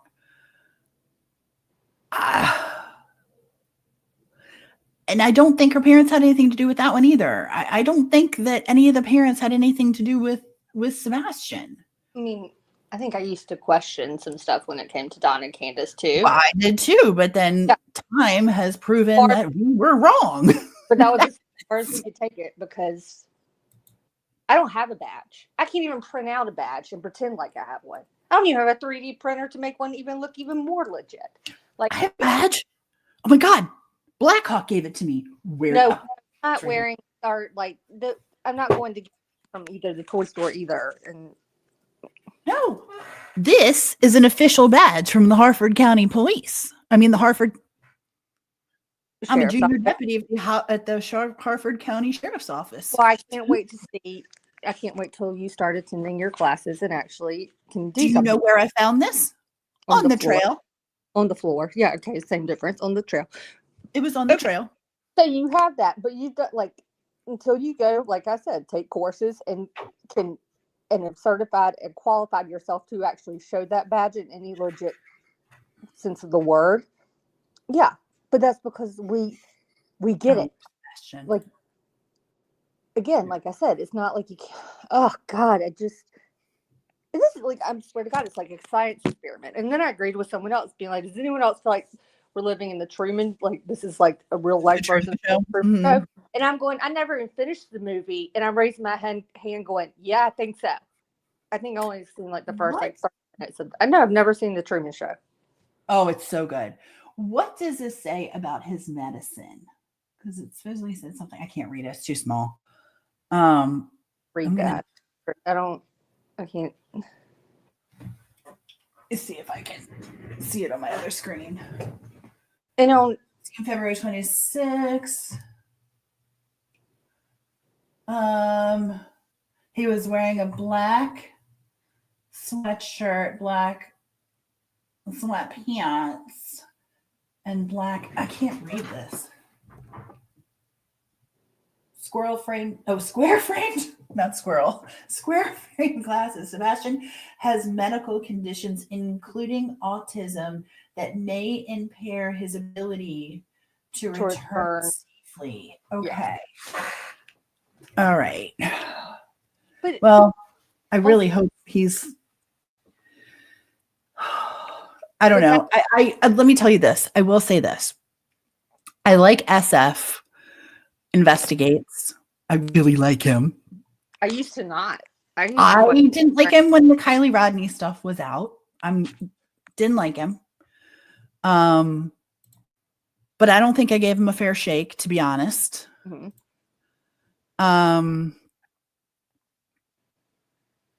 Okay, thank you. I don't believe I gave him a fair shake. I think that was when I was in my I know more than everyone else does. I don't. But I think he's an incredible guy. And I asked the other day in someone's chat if they thought that he wore his Superman long johns and cape to bed, because he's in the middle of giving an interview with Granny. And a fire breaks out in his backyard. He lives in California. And he's like, I saw him get up and go look at the window. He's like, hold on, my neighbor being like, dude, the smoke's coming. Yeah. And then like 20 minutes later, I'm watching him on TikTok doing search and rescue, helping people get out safely. Yeah, but apparently someone like that. Okay, I can't even touch that one because I wanted to throw my phone when I listened to that dumbass try to be like, he's not even on the fire line or something. And now it's like, you lady are desperate and need to sit down and just shut up. Go take a bath. Go. Honest to God, I'm so tired of people. And maybe this is hypocritical because I just did it to Brittany. So let's just address that, right? I'll be the hypocrite in the room. I don't care. I don't give a shit. I'll own it all day, every day. I'm a hypocrite. But those that are really doing good things, your SF investigates, Duchess, people, Arctic Fox, who are really doing God's work, if you will. Why are we arguing with them on Twitter? Like, because look at the people who's arguing, like, and I think to a part of me, and maybe it's like a lack of professionalism. I could understand that to a degree, but I think he also looks at this and is like, almost, this is kind of like entertainment for him because he's like, y'all are a joke. Like, keep coming at me. And I think where you kind of, especially like you're talking about Tia going like the back and forth, and where one of his thoughts is literally like, I'll do $25,000. You pick the damn, show the proof, show the damn proof. Yeah. Put it out there. And if it exists, I will do it to like the charity that you name or want. Your choice. Yeah, charity of your choice. Okay, then it's all. If you think you're keeping your gun in your holster as a euphemism, like phrase, just a generic phrase, don't attack. Keep your hands in your pockets, kind of deal. Like if you think you're holding out for something, like, we all know you're not. Like, you don't, it's not there. But I think where you lost us is where, like, if your response is coming back on a live or a clip that I heard of, like, you can go back through my lives or my Twitter and find it. Bullshit. And then you ask them to donate to simply the Seth Rogers, quote unquote, foundation that's being reestablished or whatnot. No, he's not an idiot. And I love that you tried to spin it that way. And I love that maybe 1,000 people think you're right. That's adorable, but you're a fool. And you make I can't understand. And this is genuine. And I genuinely ask this because it's not the only case it happens in, but the spin doctors in this one are unbelievable. How is it that you can present facts to people, true and honest facts, out of the mouth of law enforcement or a parent, whoever that parent might be? And by the way, Chris Proudfoot is a parent. Mm-hmm. We're not going to disrespect that bullshit. That pisses me off right there. Well, that whole lips loose. Stepfather, like, I'm one of those, and mom and dad, but my I'll speak for sure, like my stepfather and my dad, like it's one and the same. Well, if you're lucky enough to have someone like that in your life, helping raise your children, gratitude. And providing for them, and gratitude. I detest when they throw in I do too. It makes me really angry because there's no reason to disrespect Mr. Proudfoot that way. You can call him on things that he's online that you don't agree with, or things like that. Of course, do it. Like, I'm pretty sure he's well aware that that's the risk that you take if you decide to speak, on a platform such as this. Okay, you can do that, but damn, I never wanted to scream, do better in my life. Like, play smarter. Like, legit, play smart. Use your brain. Well, I'd look at someone like Nana's Love, Oh, good Lord. who, Oh, I wait. mean, No, Venus Dragonfly. I'm so sorry. That was my, not, oh, good Lord. I'm, Nana's Love, yes, that one. That, Quentin's grandmother. yeah. So erase everything. Sorry, I went to the other Nana and I did not mean that at all about Nana's Love. I'm so sorry. I think that, I mean, I judged her watching that stuff, and was like, "Oh my god, lady, can you not see?" Blah blah blah. And then when you step back from it and you hear the pain that she speaks with, Mm-hmm. I can't imagine what it must have been like. What are you doing? Stop that. That's loud. Sorry. Um, okay, Kelly, bye. We love you. Thank you for coming in. Um, I I think what she must have learned on these YouTube streets. I guess I just thank God that there were people to protect her um, on these YouTube streets. But even so, there's many apparently, and I haven't seen them. I haven't been in chats where people have been disparaging to her, but apparently it's happened.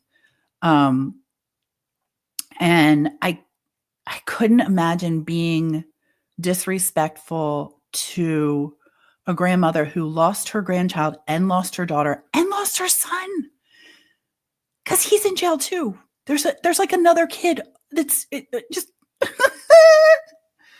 she has been through it, and she still comes in and she supports those who she supports. I'm guessing those who were kind to her, but I'm thrilled at the fact that she still comes around. And I think how hard it must be, because there's so many people who watched the Quentin Simon drama at that time. Yes, SF Investigates. Um, who were disgusted by the things that were happening there and didn't agree with any of that bullshit. And I think to be victimized with that must have been horrendous, while sitting next to your daughter who you love unconditionally and yet may have just done something horrific. I don't know. I think the world of her. And I think she must be a very strong woman to endure what she endured and to still come back on YouTube and support the creators that she does. And she doesn't know us from Adam, so I'm not worried. But she's just someone, Brandy Neal, someone else I see around. She doesn't know us either. But like, people can be so cruel to these victims. And I wonder why. And so, in reality, I'm not going to lie, on Christmas, Seth made me very sad. I felt terrible for him. I really did. I felt terrible for him.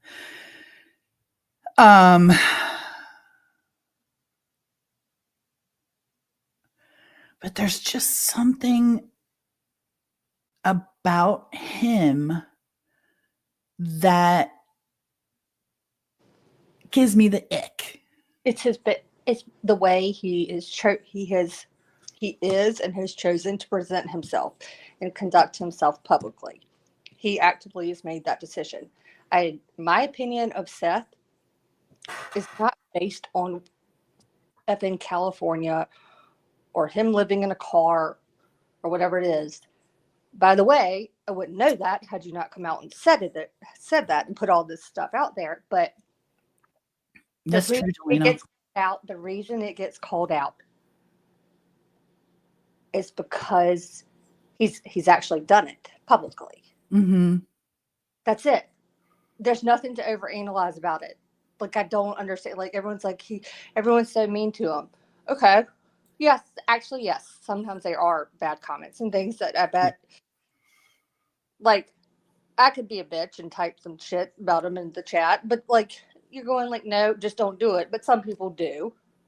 Just low blows. But like, I'm sorry, when you opted to come on a platform and talk about your history with your son's mother and how that all evolved and everything. And if people put two and two together and then go, well, wait a minute, hold up, sir, wait, what?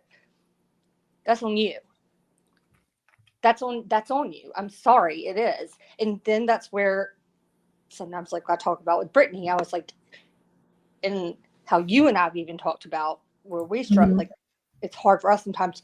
You have to ignore the noise.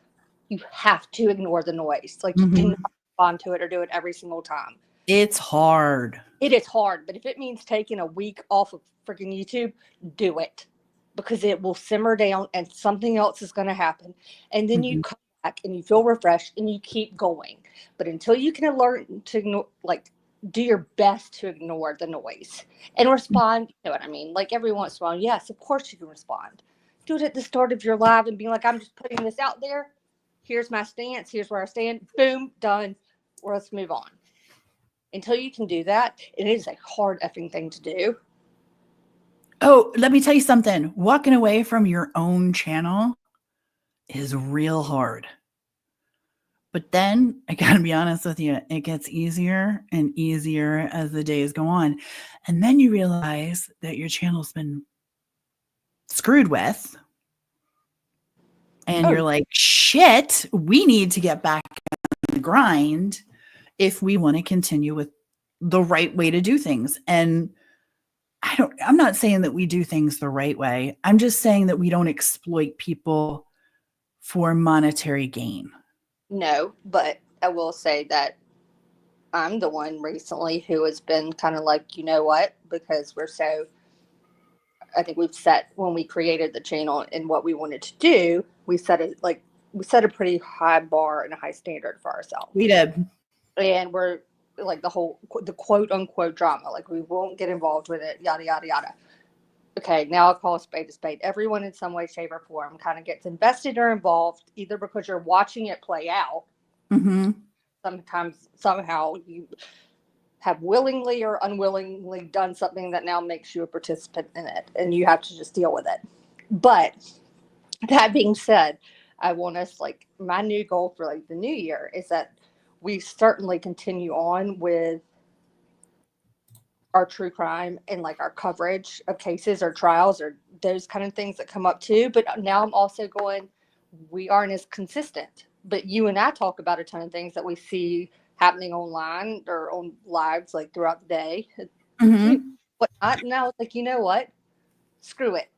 For a little while, not to get into the drama, but if there are things that we want to talk about, being like, oh my gosh, this happened today, and we're thinking about this based on our history of coverage and how we've done things, and like talk it through. If there's certain things like that we have to do just so we become, I don't know, like Delana even saying, like, seeing y'all go live, like, oh my God, didn't really expect it, love it.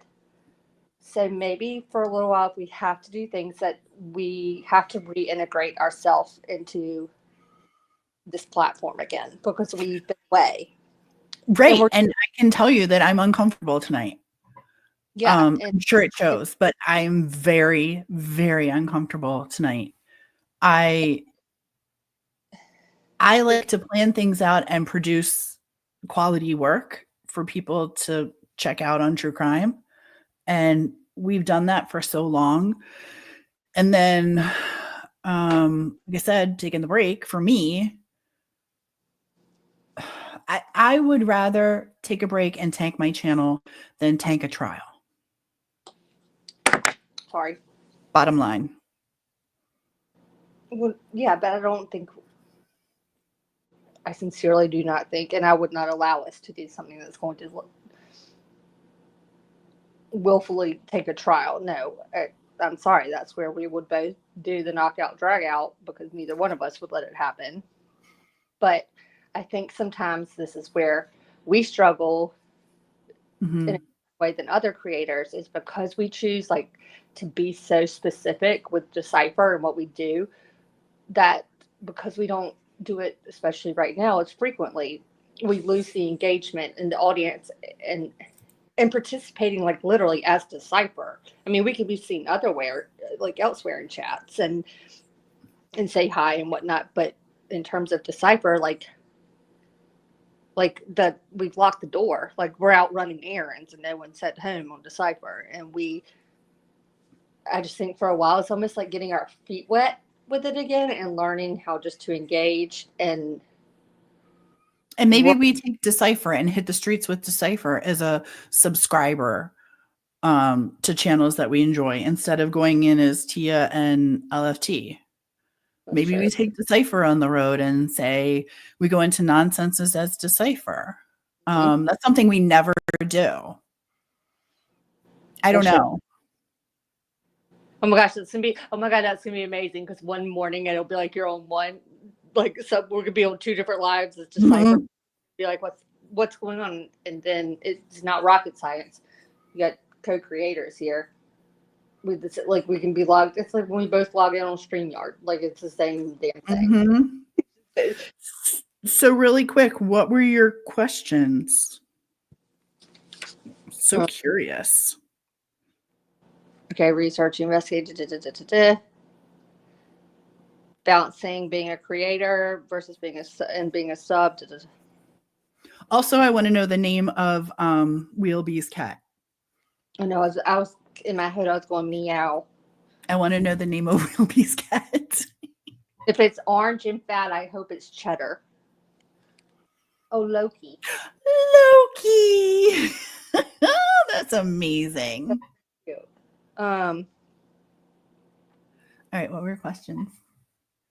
Like ones for the group or for you? Either. Hit me. Because I'm going to end soon. We've been live for 2.5 hours. All right, here you go. Here's, all right, without thinking. The first funniest memory that comes to mind. For DecipHER, for you, for what? Just us create like our first, like when it came to DecipHER, like us getting started. When we were telling the story of DecipHER, which we did. Jane the dog, hands down. See, I had a totally different one. Jane the dog. That was in the fucking morning. That tracking was really some funny. dog on a video. We got maps up. We got to the point where LFT was on the floor in her den with like a pallet of pillows and blankets around her, and the laptop was on the coffee table. Oh my God. Jane the dog laughing in the golf cart. See? Okay. No, Jane the dog would be my first. I mean, we've had some hilarious time, like laughs, but the first one I can think of where, I mean, I laughed so hard I couldn't regain control. We had been working for like 17 hours on this stupid video and just went over the edge. What's yours?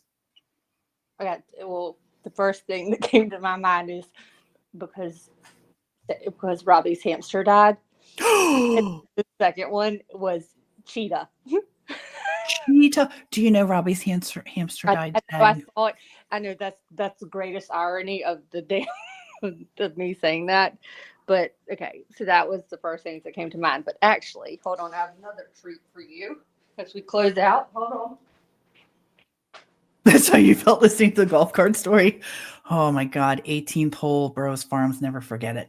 Oh, never forget it. Let's see. Little do people know, I write stuff down and date it. That's funny. Right. So here we go. Let me give y'all. Dangerous. I know this is funny. Oh, another good one was 2022. 2022. LFT explains the numbers with the advent calendar and tried to do an example of number 20 versus number 5. Tia comes in and like y'all, she counted back. Like I literally at the end of the conversation now I was like, I don't know what kind of advent calendar you use, but there should be 25 days total. And she's like eating it backwards, deducting 2 numbers and adding 1. It was the damnedest shit I have ever heard in my life. So that's new math. It was new math. That's 2022. Oh my God. Someone told us December 15th of 2022. We're talking about like how we would track someone down. And this was someone's quote about us. LFT's only here to make sure Tia doesn't kill you.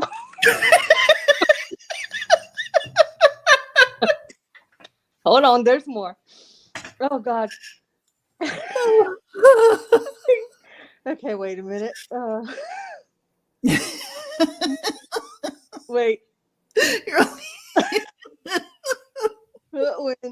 Oh my God, these are so damn good. Holy crap, these are so good. Something can't hear you. Wow, that volume did a lot. Wait a minute. Okay. Tell me a positive you did.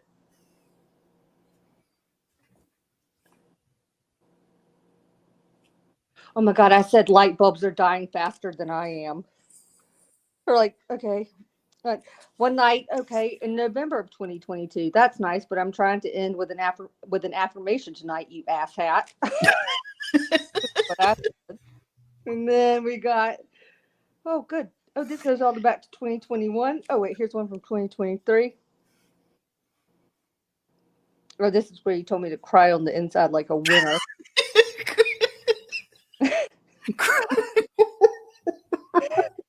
Then, oh, cry on the inside like a winner.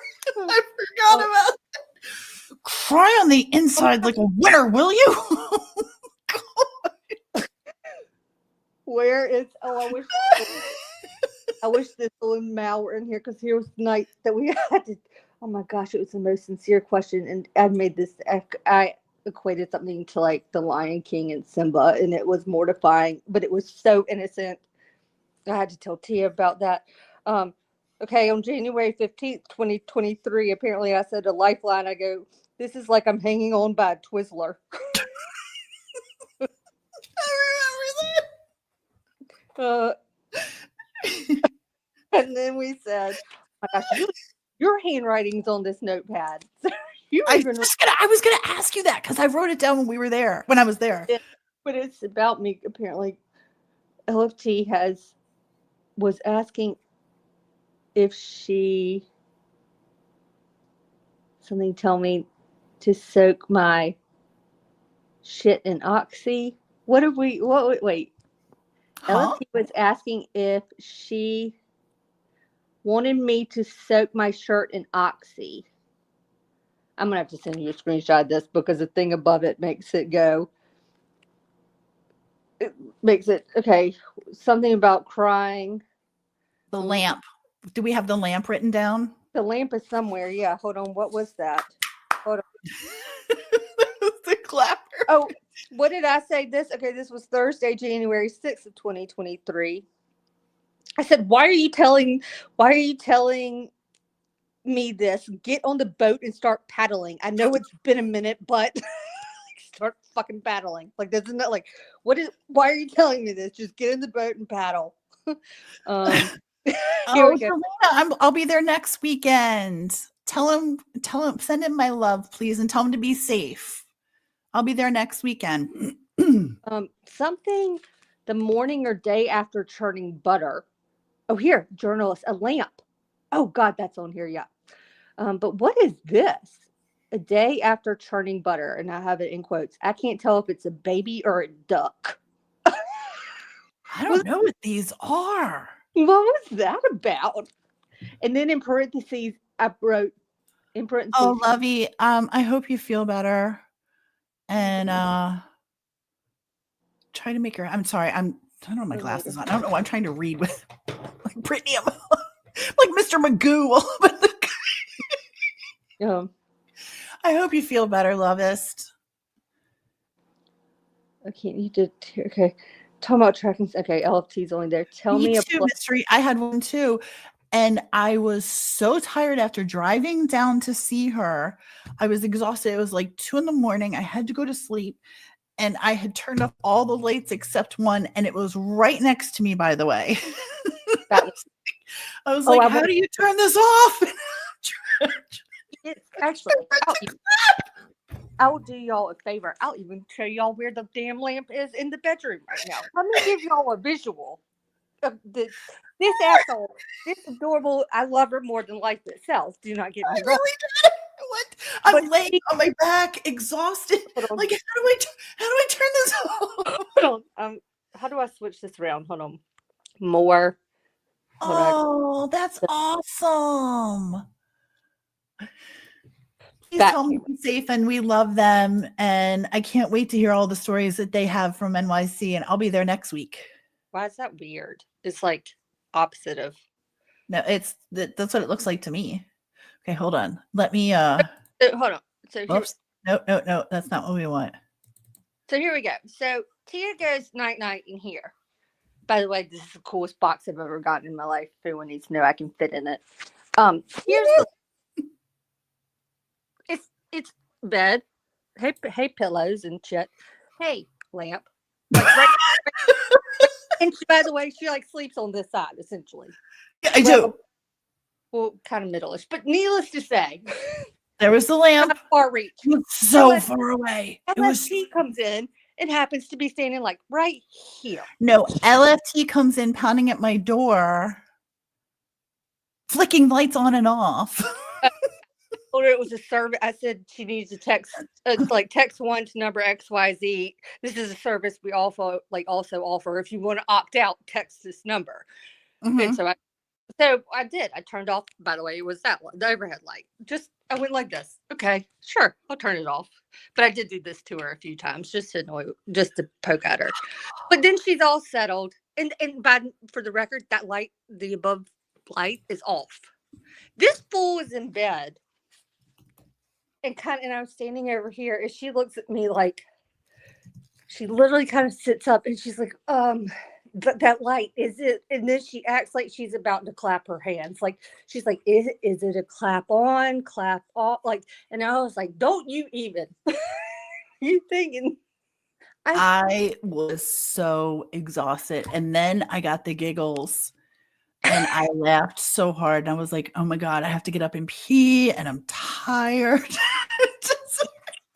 On that note, I'll just turn this light off. But no, it was like, y'all, this was the light. This was the only light, the one next to her in the bed. Well, I'm over there. Like, I'm not near the light. And she's like, so, like, do I call someone about this? Like, who do I call? That's my question. Like, who do I call? What do you do when you want to turn off the lights? And I'm like, well, I go like this. You know, oh my God. Yeah, the lamp was funny. I'm trying to think of other ones. We've had so many. Oh, sorry. But I just wanted to make that clear. It wasn't like I put her in like this big ass room where like a clap on, clap off might be needed because the light fixture is so far away. Well, and also people have to understand that we literally met on YouTube. We met on the internet. I'm staying in her house. Like, we're so far beyond what normal people do. Like, you don't meet people on the internet and then go stay at their house. We've done it several times. Actually, like, okay, well, this is my other question here's one for you then. Okay. What was the first gift you ever received from me? I wonder if we have the same answer. I'm literally curious. This might shock you. I don't know if this was the first gift. Mm-hmm. But this may shock you. Oh my God, it's going to be one that I'm not even remembering. By the way, I have other written down, something elephant and a raccoon ottoman. I don't even know what that's about. If anyone wants to know what it's like at nighttime when I annoy Tia and just have conversations with her, this is what it's like. Do you see this? Uh-huh. That's not... Okay. Well, that's amazing. I'm glad. I hope that ages well. Well, it's 4 years old. Okay. I think there was something before because so that answers I'll give you my answer to the first gift, but I do believe that was something it's cold too. I gave it refrigerated. Okay, so I said the first time we met in person. That was at that hotel down. Mm-hmm. We were working on Watts. I'd actually walked down the street to get like a frozen Coke or something. And I told the front desk, I was like, give him like let's come in, just give them the key. And Tia was actually in my room by the time I got back. What did you give me? What was the first thing you gave me? The book. The boy, the mole, the fox. That's right here. I have that right here. Right here. Okay. You know I have it close by. It used to be on my nightstand, but I have it right here. Yep. Okay, so that I think that was And still has the stuff in it. The note. yeah. By the way, I keep all my notes. I have them all. Even the dumb little ones. I still have them all. Mm-hmm. I thought this was good though. Yeah, I forgot. Because I gave you the airplane bottles for hubby and stuff, right? Yep. Mm-hmm. So, by the way, if anyone wants to meet me, apparently I come with gifts. I thought you'd be proud of me that I still have it. I am. I'm a little proud, but I'm also like, if you can re-gift it, give it to a neighbor for like I a New Year. actually want to say the first thing you gave me was, I think you sent me flowers.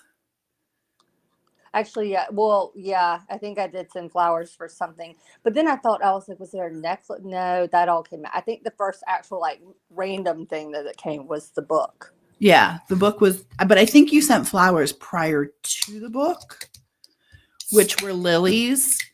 Oh, yeah, that was the one where, because we had gotten, that was like a total misunderstanding where you got mad at me too. And I was like, in the back of my head, I was going, she doesn't even know that I was already aware. And I'd sent flowers. I'd already ordered them before. Yeah, they were white lilies. I remember that. And then I think the book came shortly after that, if I'm not mistaken. Okay, that makes sense. Okay. What was LFT's favorite show a Christmas or two ago when I would say my show's on? Moon the Loon. I'd literally hang up like I gotta go my show. Moon and Krama. You are obsessed with that. I hated watching that. I was like, oh my God. It was Moon crazy. and Krama. Best shit I've ever seen. Just meltdown publicly. And I Listen, she was doing it for humanity. Okay. She was doing it for humanity, you fucks. Yeah, we are either fucktards or fuckwads. I can't remember. Yeah, it could have been fuckwads. Okay. So first gift received, first time we met in person. Mm-hmm. It's like the newlywed game.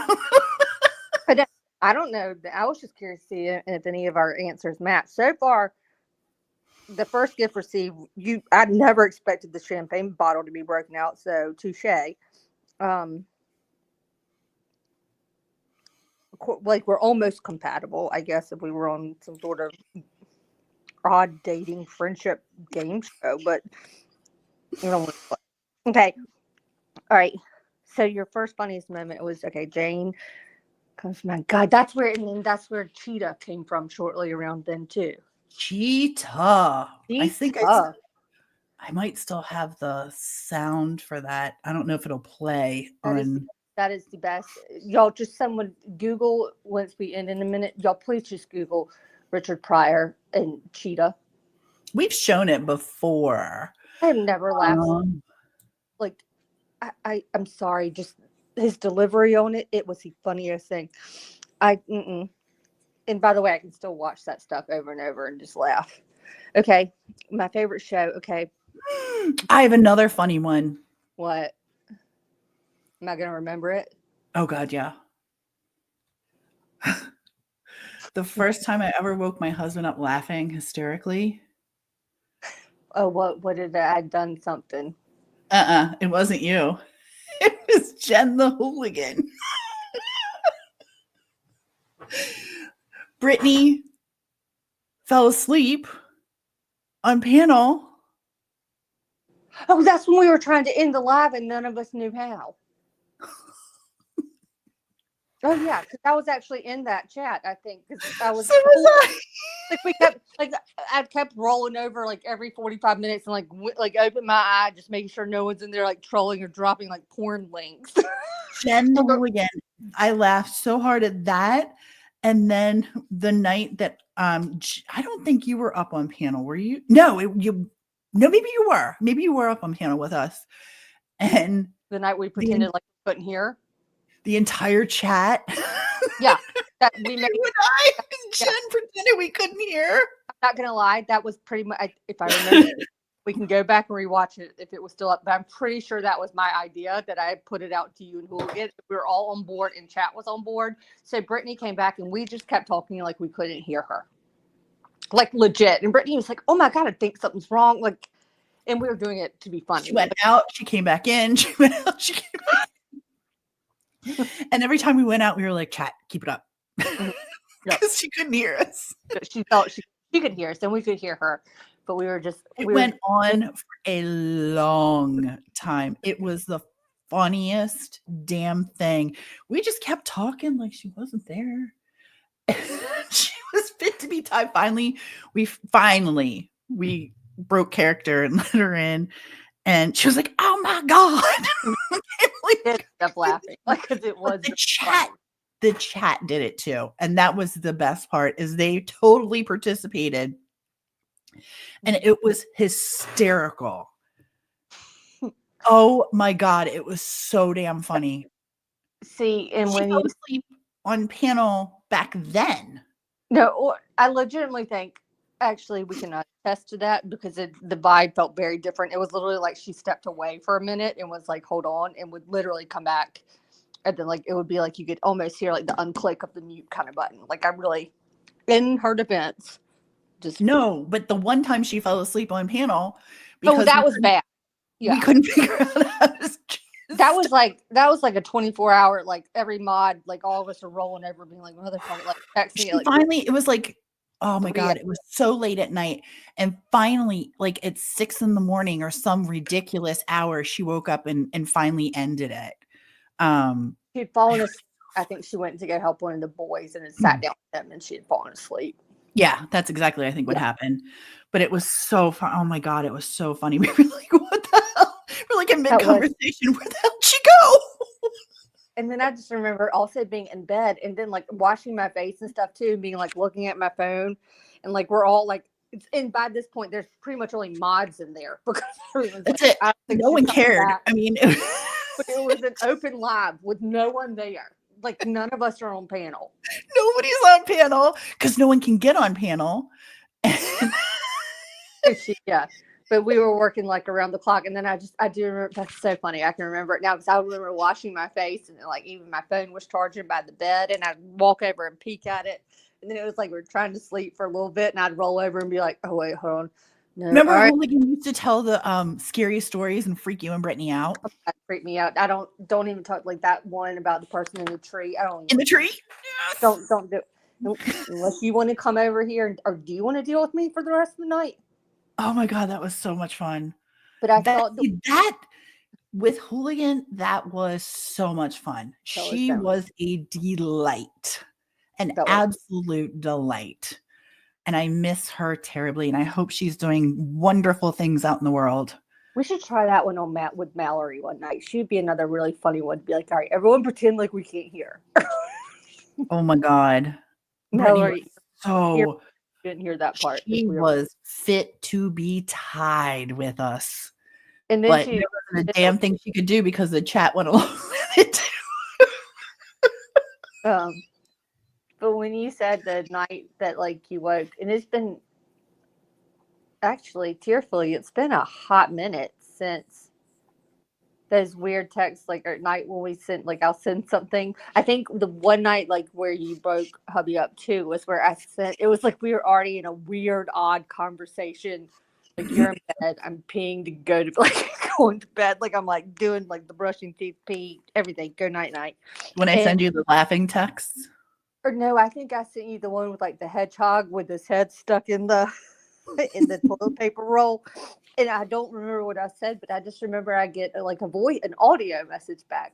And the best are when they're like, Like she's laughing like this, like trying to talk, and she like I love those. I think those are the only messages I typically kind of keep. My Oh, don't that say. was there are some where I'm just laughing so hard and I'm like, There have been several, or the night that I did when I did the push the stool thing.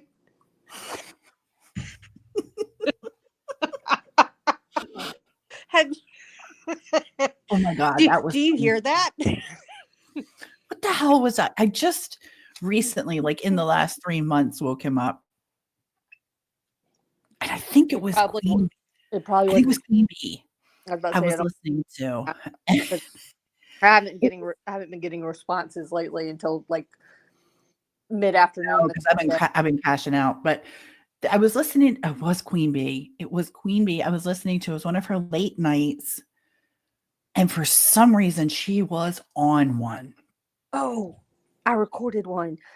Oh, even Oh, though I sent you day that was from the other night. By the way, that was like I woke up at 2 to go pee, and just her laughing. I don't even know what like the conversation laughter in it. It was kind of when Joneson did the back it up Terry Lynn thing, and and you'd missed that already. So remember, I like clipped it, and I was like, "Tell me if this is funny," because hearing oh my God, Jones that was so funny. was the funniest thing I ever. It was so in a good way clip worthy. Like I literally screen recorded it because her reaction to it was the funniest thing I'd ever heard on top of the video itself. But just recently, in the last, I want to say in the last month, 2 months, she did a late night live. I don't even remember what it was about. I just know that it kept going and going and going, and I just started Breaking bread. was, Was it the breaking bread one? I think it was. Because we both talked about that the next morning. Because I was like, yes, because we were going back to back. We were both like, did you happen to listen to? And I was like, oh my God. Yes, it was the like, breaking bread. Like, I would name something. I was like, I almost died when this happened. And then Tia goes to breaking bread. And I was like, shut up. That was hysterical. Her response to that was so on point. Like, fucking loved it. Fucking loved it. Breaking bread means you sit down and have a meal with someone. Not around here. And all of us, I was going, yeah, like, I'll break brother kind of deal. It was the breaking. I think it was the breaking bread. You were still laughing. You were laughing hard about it the next day, so I can only imagine. But it's been a few. But typically, other meal. years making Tia laugh, I used to every once in a while be able to get like a good giggle out of her, like a good belly laugh. Yeah. Do you have any more questions, or should we end it? No, my last question was stupid. It just said greatest high, greatest low, but we don't even need to. Greatest high. I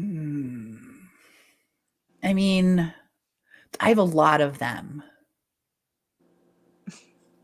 Breaking bread with Jay.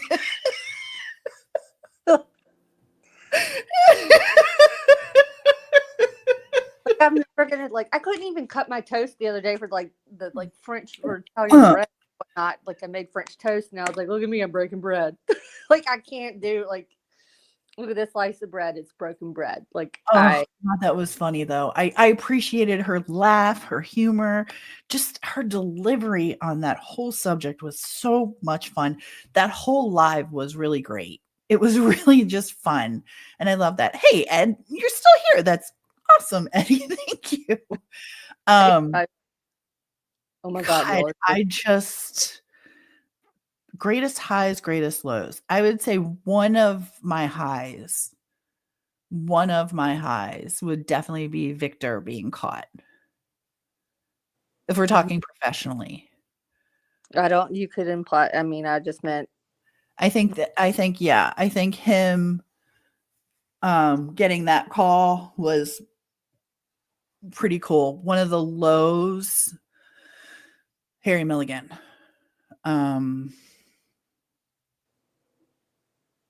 Yeah, Harry Milligan, I would say, was a low point. Um, I can see that. It's so y'all, the way the two of us think are so different.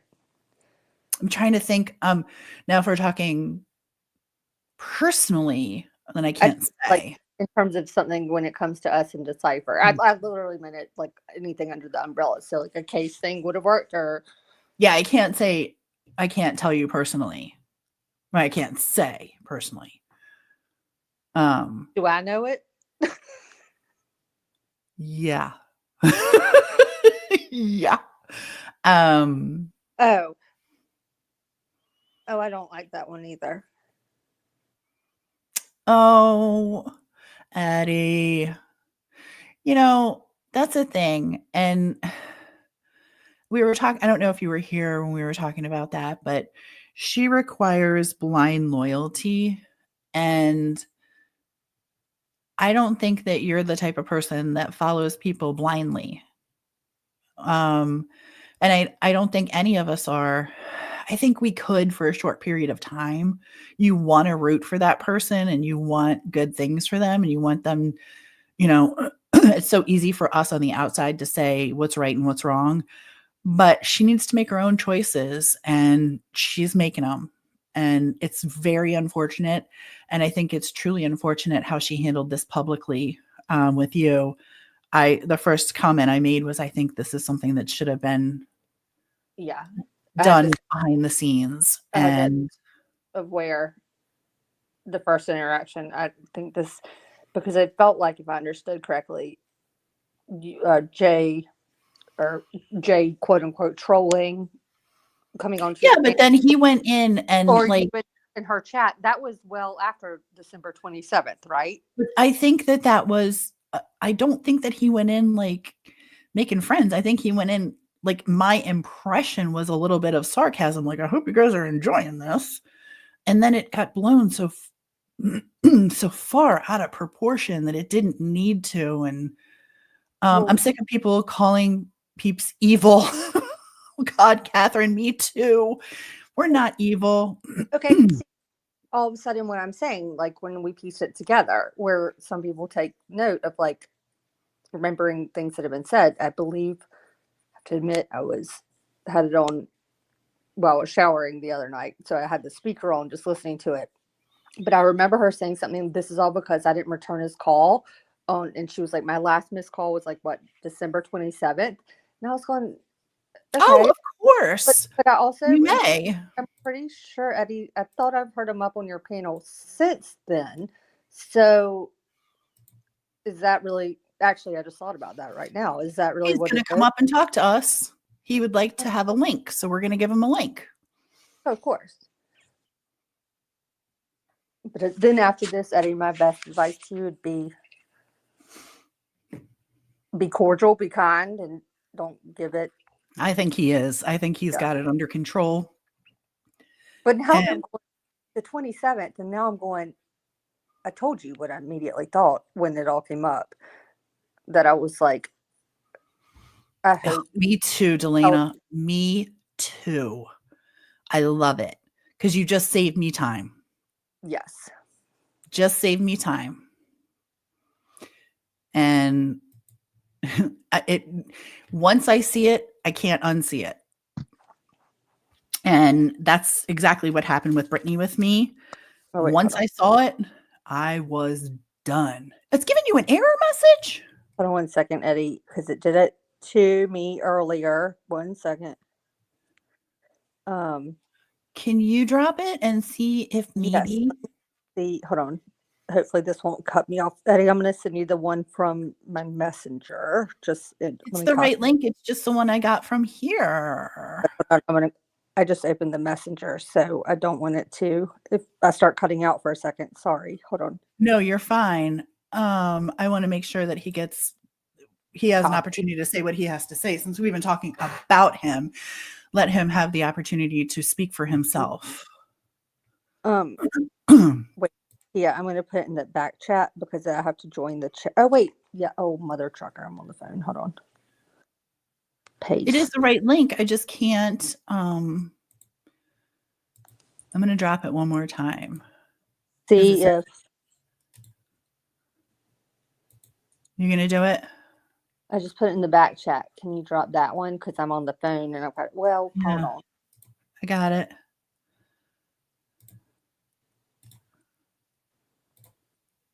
What is with StreamYard though? Nothing good. Oh. Try that. Hello. Or did that one work? No, the link had a plus sign in it. That's the reason why it didn't work. Oh, goodness. So I'm I sorry. deleted the plus sign and it worked. Oh, fantastic. Welcome to DecipHER, sir. How are you? Oh, I'm actually doing pretty good. I'm doing really good. Are you? I'm glad. Yes, and Will B has been a major supporter, to be honest. He's amazing. You know, the thing is, right, is I don't. All right, so I'm going to go like this.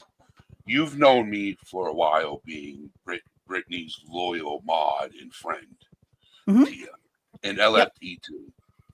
So when I was live doing the Who's Awake, I just do open panel and just have open conversation. I don't talk about mental health at that time of the morning. Who wants to talk about mental health at 2:30 in the morning? Nobody. They want to wind down and have a good time. Right. So that's what was going on. And then this Allie came up on panel. And I didn't know who it was until somebody in chat started saying it's Jay, it's Jay, it's Jay. We were having a good conversation. Nothing negative. You know, come to find out she was trolling me, which is okay. I get that a lot. It's part of being a content creator. You get trolls. Some are good, some are bad. Right. So I get a message from somebody. I get woken up because I didn't go to bed until 5 o'clock that morning. I get woken up. Jay's restreaming the live I did. So I go in, and all I say, and Will B can tell you, I go in, I said, hello, everyone. I see you're enjoying the content. I was being sarcastic. That's what I said. Okay, I wasn't being disrespectful. I wasn't being rude, but I was being sarcastic. And then my next comment was, everyone's welcome. When you operate a YouTube channel that's about mental health, you never know what somebody's going through. So having a community there for support is important. So that's the reason why I said everyone's welcome.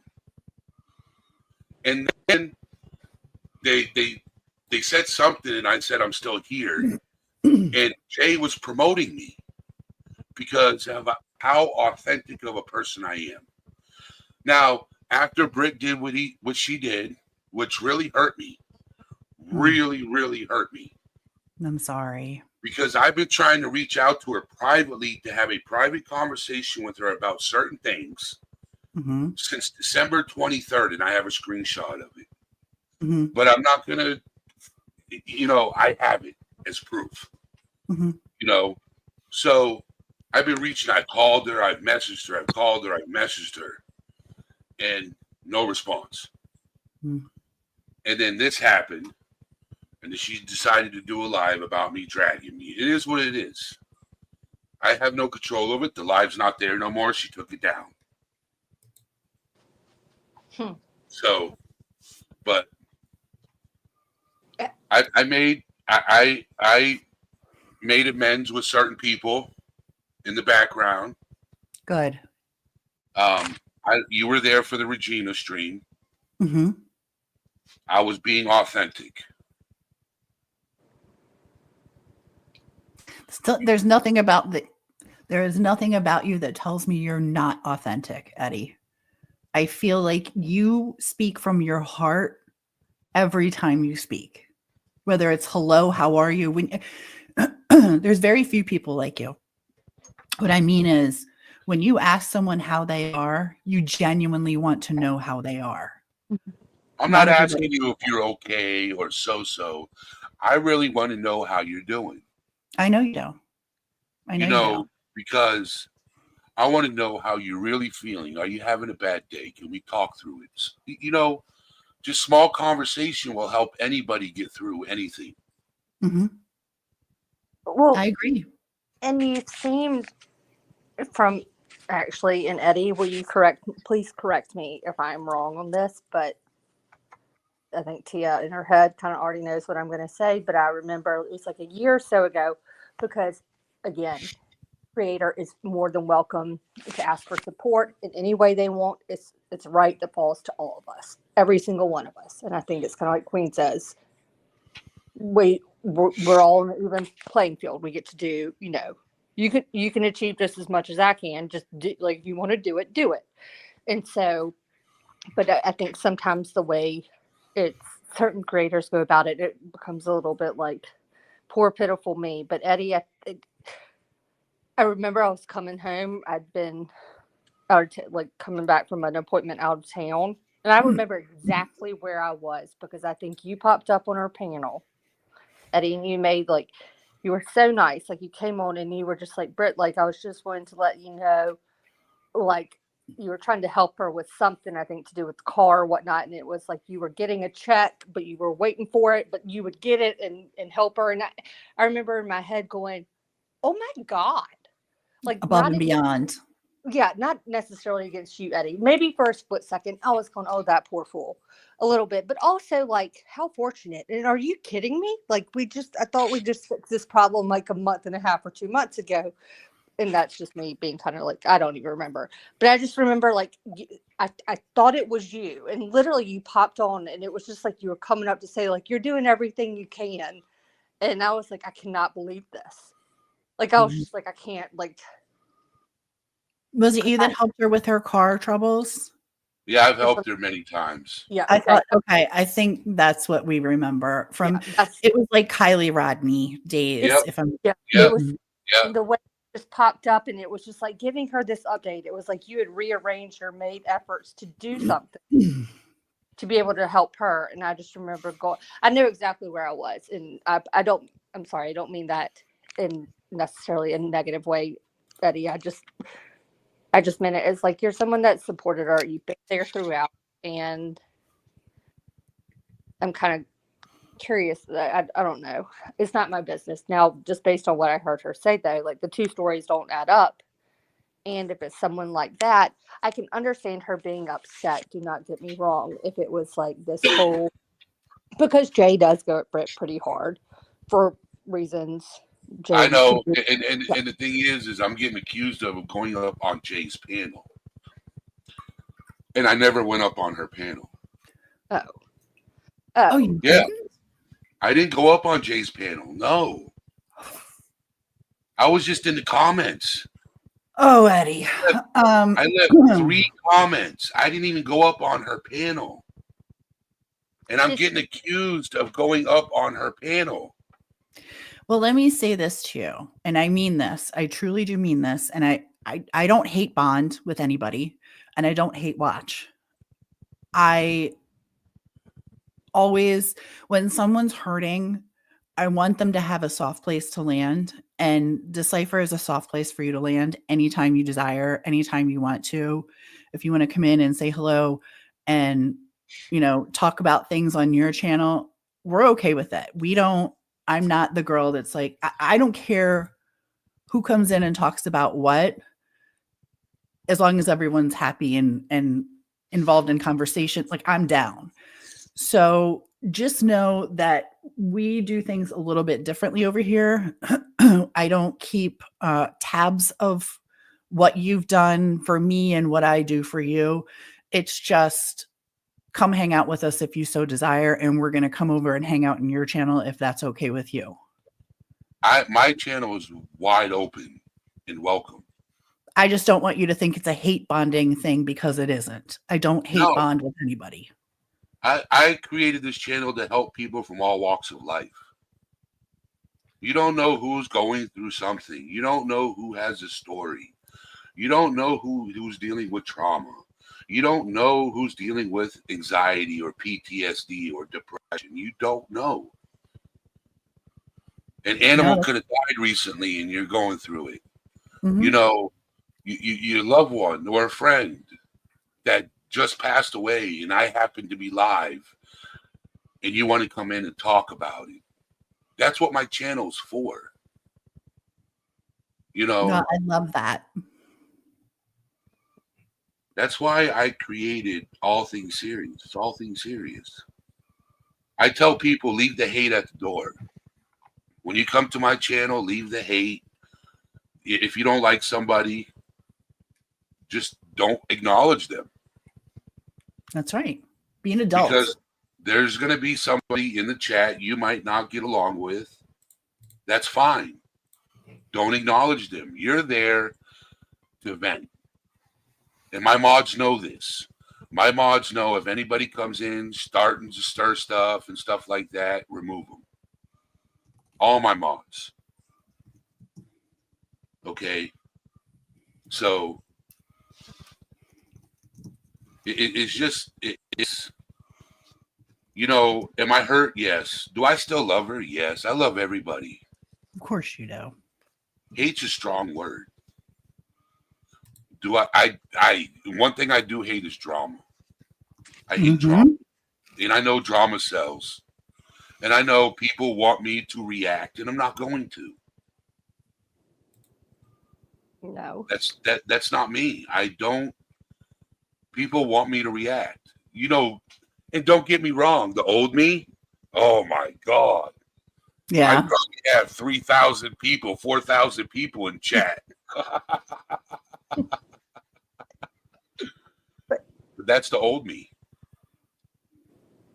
You know, when I started this path in life, you know, I struggle with depression every day. And people who have depression struggle with it every day.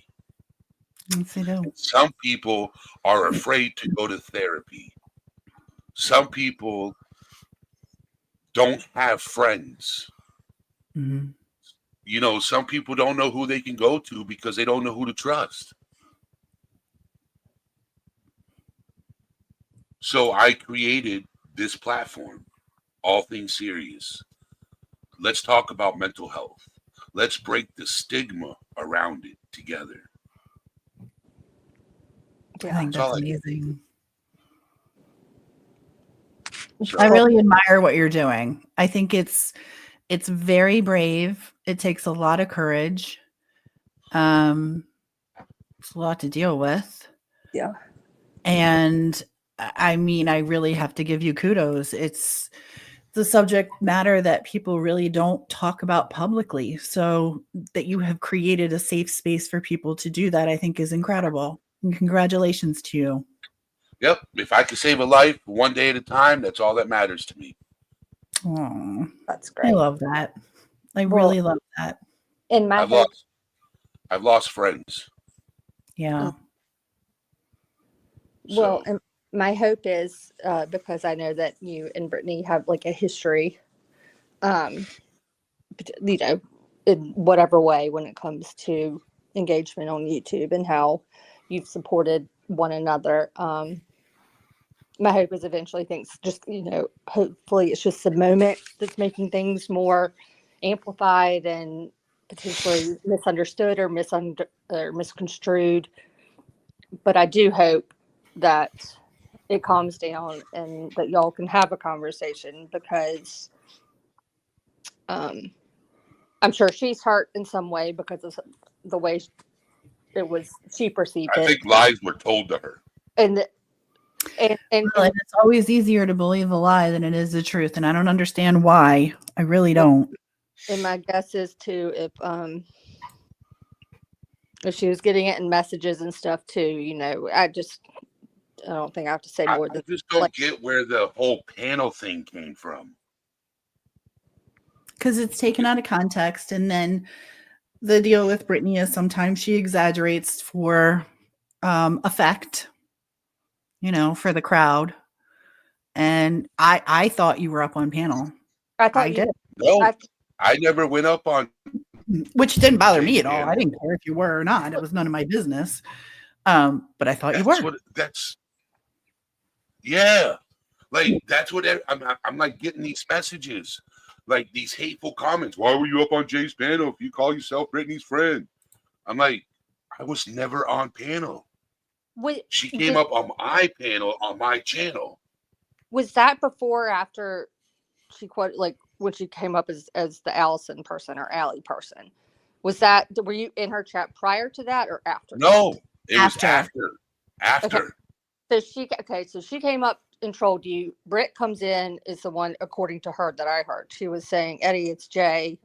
Like, And I kicked her off panel. So too, like you figured it out too, and like you cut her, you booted her or whatnot, and I guess her live kept going. And then, so then I guess first seeing you in today's chat, where I guess the impression that I got was like it was like this whole attack on Brittany, and all of a sudden it's someone that's a friend of hers. No, Eddie was being sarcastic. I get which that is what now. I got from it very clearly from his comment. Can you guys hear me?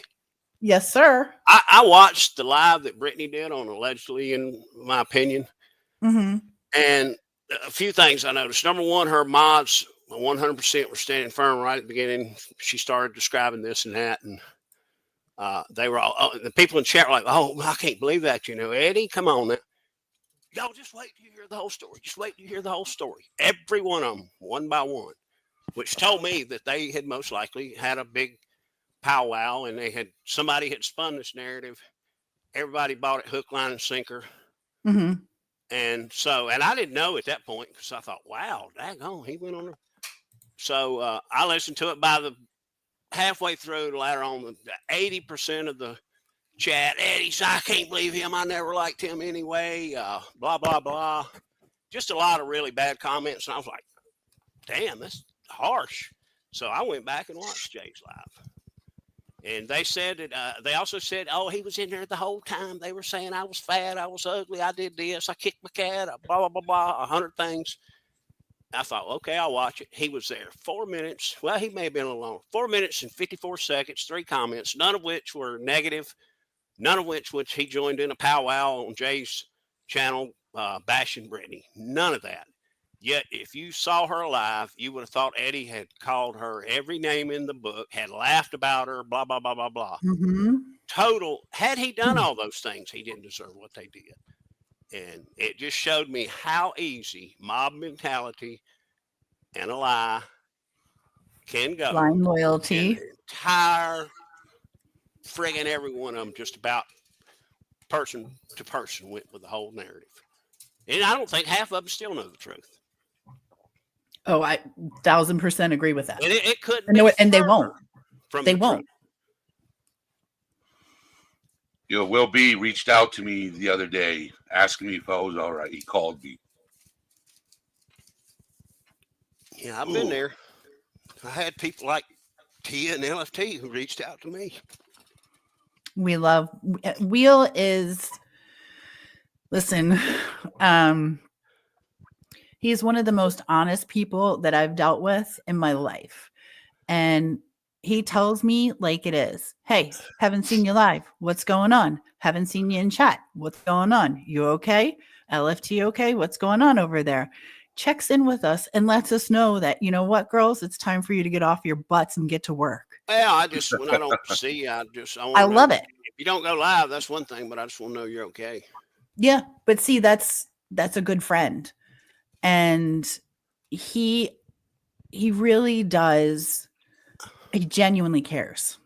When he says, I care about this, that, or the other, he genuinely cares. It's in his heart, his soul, and everything. And I think you two are amazing friends for each other because you both speak the same language. Oh, yeah. So I'm really glad that you have each other. And, I'm looking forward to you guys paneling more often. And Eddie's story, in my opinion, was written the minute he started the channel, the minute he had people who were enemies of hers, in her mind, on the panel and in her chat, there were a bunch. Mm-hmm. They were from all different things. Eddie's only thing, everybody's welcome. Leave your baggage at the door and come in and feel safe to discuss what you feel you want to talk about, and that's it. And but if you look back, that whatever Jay thing was just some narrative they could jump on to do what she was going to do, regardless, at some point. In my opinion, I absolutely agree with that. I also think, given just the current atmosphere, dynamics right now on YouTube when it comes to certain matters and creators, I can't understand how this is where I wish the conversation, at least a conversation, had been earned between Eddie and Brittany to have one offline. You know what I mean? Because I could Yeah. understand it if, like, Eddie, just like, not in a bad way, but just saying it is what it is. Like, if it's someone that's been going at Brittany or something, it probably did sting or something for a minute to see someone who is a quote unquote friend and an amazing supporter of her channel, you know, to see them in there. Like, I can get that for a minute, but that's like, I do understand that. But I also understand, I would think that, like, you all have gotten to the point where if it was that, if it, you know what I mean, if it impacts you like that, and if you're going, wait, what? And it's someone who, as far as I've known, has been with her for a year or so. Like, just that offline conversation first was the only thing I wish that could have happened, and I hope it does happen for you all. But I'm playing devil's advocate and just saying I don't agree with how it played out, but I could understand, like, I understand exactly how you're feeling too, of you being kind of hurt for not having the chance to explain or to talk it through. And let me say this really quick too. Should you become friends with Brittany again, should you guys patch things up, you are still welcome here at DecipHER. There's no. Oh, you know what? If we ever talk privately, if we ever, and I hope that happens one day, okay? Because almost 3 years of loyalty, it's not something that's easy to get over. Mm-mm. You know what I'm saying? That it's like, especially over a blatant misrepresentation of the yes. I love your accent. Had you done all those terrible, nefarious, and mean comments and things, you didn't deserve a quarter of what they gave you, and you didn't do any of that. So I went the one person that because I met Tia in LFT through Brittany, believe it or not. Mm-hmm. You know what I'm saying? I've met a lot of creators through Brittany, and I've always showed support. But I didn't know, like, and then all of a sudden there would be a falling out. I don't know why, and it's not my place to know why. I don't want to rehash anything. That's the past, right? You know what I'm saying? That's neither here nor there. And I think I have an idea why, and I'm just gonna keep it to my mind. But you know, it just hurts. It just hurts. And you know what? I'm gonna get over it. I will. I know you will. Because I have people around me that love me. I have people around me.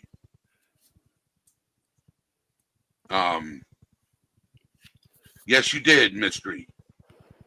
I went over to TT's channel before. I've been over there. And what I was trying to do, my main goal, believe it or not, my main goal was to get every true crime creator together on one chat and give every single one of them a tongue lashing. Yes. Really? I wanted to get every true crime creator into one chat and get on their case.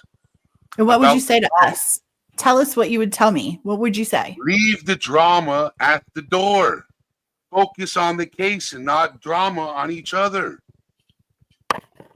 In true crime, the main focus is the victim. Victims. Not the creator, not anybody else but the victim, the case. And I would have done that. I would have got on everybody's case. I would have probably been hated afterwards, but I would have got my piece out there.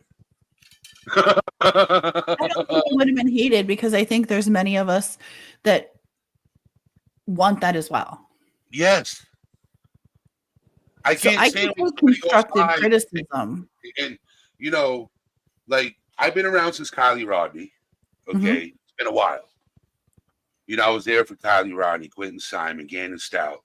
Yeah. You know, We started about the same time, Eddie. Yes, I've been around for so many cases. And the thing is I'm seeing less and less of the victims getting the attention and more of the drama. That's what I I'm was talking about YouTubers. Yes. Homemade victims are getting attention. Yeah. Well, and that's one of the reasons that it's really hard for me to go live because I don't have anything to talk about in the drama aspect. I could talk for days on the cases that we've talked, that we talked about tonight that means something to me, or LFT, like Murdoch means something to her. That was her baby. Yeah. Then you know what you do? You know what you do? I'll tell you this, okay? You do those lives. And if you don't get thousands of views, you're being authentic. We never do. If we got Eventually. No, what I'm saying. Listen. Listen, Linda. Listen, Linda. People will start coming around and realizing this is true crime. This is not trauma. This is true crime. And there are a lot of people out there that are looking for true crime channels. Well, they're being sold a lump of coal when they go into Britney's because she is not true crime. And that is super frustrating to me because we work our asses off day and night on timelines that would blow your damn mind. And she can't keep a conversation straight that was yesterday. And that shit, and she gets 1,000 people in there and it's like, they're there for the wrong reasons. That's frustrating. It's not an envy. It's not a jealousy. I'm happy for her because she is providing for her family. And I think that that's what they need right now. I don't get jealous. My life is good. I am very, very blessed. Do I wish our channel was more successful? Yeah. But you know who I blame for that? LFT and myself because we're not consistent. We would rather research than go live. And that's the way it's always been. So have one person, like say, for example, it's a case you're covering, Tia, right?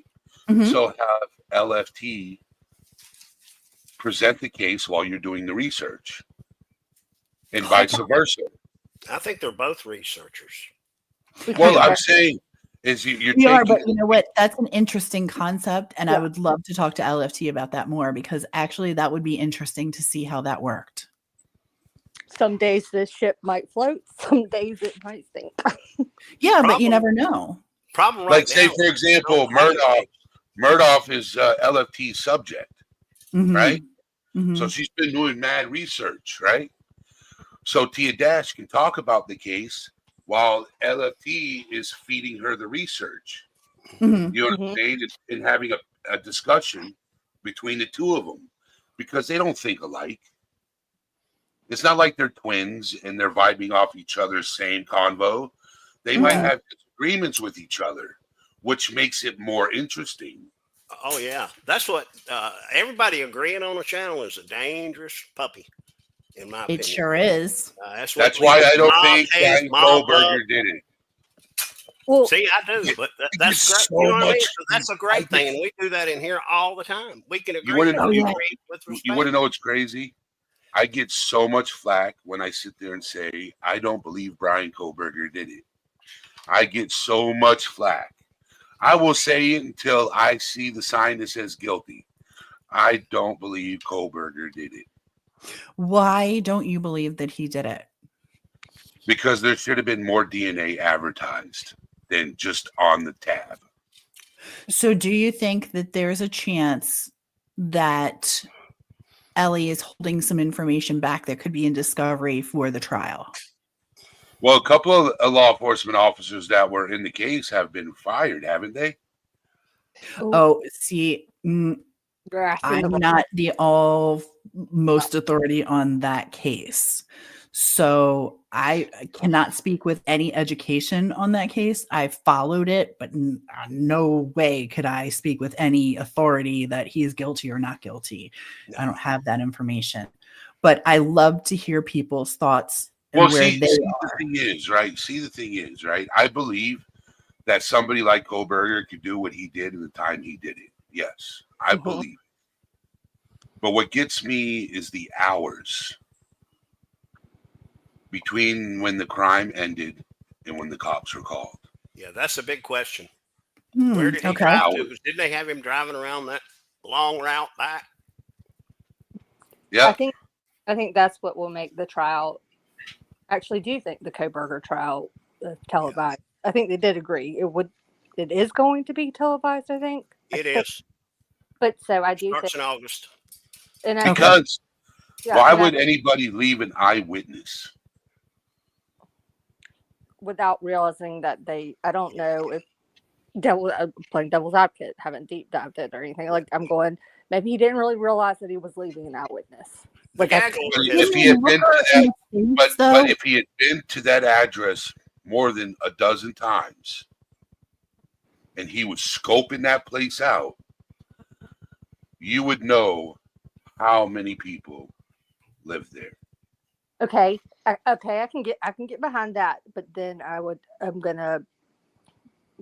Okay, I see that, but then I want to ask, knowing all that though, you go home to your parents' home out of state, and you're wearing gloves and not touching stuff. Like how? Like I'm just curious. Like that would be the first thing that I'm going. Okay, explain it to me. Okay, germaphobe. Had he I always was been going to say, I was just going to say that. I was like, well, he's he not. very Germaphobe. well could be He could have an OCD against germs. germaphobe. But okay, that's what's going to be interesting at trial if people if witness Mhm. like it can attest to that, being like that's something that he's always been weird about, something like stuff like that, or hyper, just hyper focused on cleanliness and like I don't know if he's like the Sheldon. So of- I'll look at you. I'll let you look at it this way, right? So in my younger days, I would be what you would call the ex-con because I've been to jail. I was looking at 15 years for a crime I did not commit. okay, I was 17 years old, looking at Hmm. 15 years for a crime I did not commit. Now there's no history of me even being arrested, but I lived it. So I look at it from the criminal aspect. Okay. You know what I'm saying? Mhm. So I look at it from that point of view. Okay. That's interesting. It is crazy how he could get in there and do what they're saying he did and get back in that car Hmm. and not have dribble here and there and everywhere. But yeah, he did clean it, but still, you can't clean everything. Stuff gets between. I don't know. It's a lot of questions that we don't know because of the gag order, and there may be clear, answers to it when we have the trial, and there may not. It's going to be interesting. Like mystery said, Kaylee was not supposed to be there, and a Mhm. new vehicle in the driveway. That alone would make the unaliver think twice, Hmm. unless it was somebody within. or There was a connection. or unless he had seen him and knew that someone's back in town who wasn't supposed to be there. But May I ask who you think it is? What is your theory on who you think it might be? Well, if you look at if you look at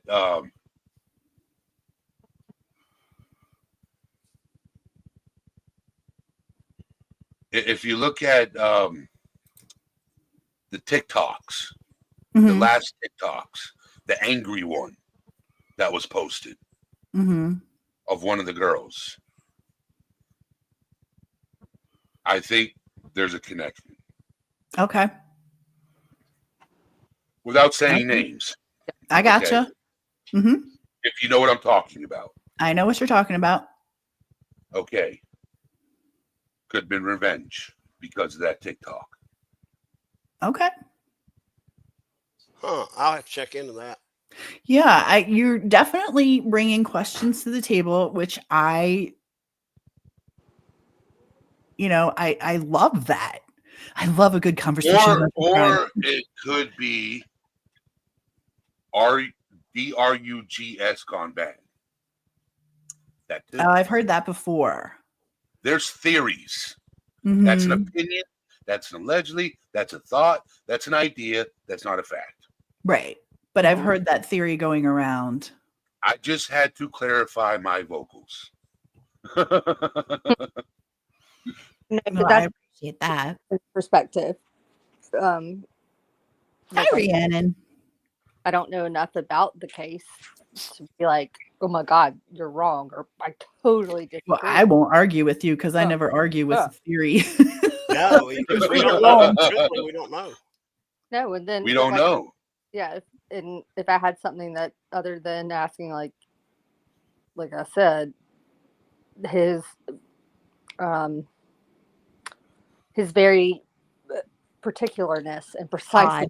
how he handled himself back at home out of state, you know what I mean, not even there.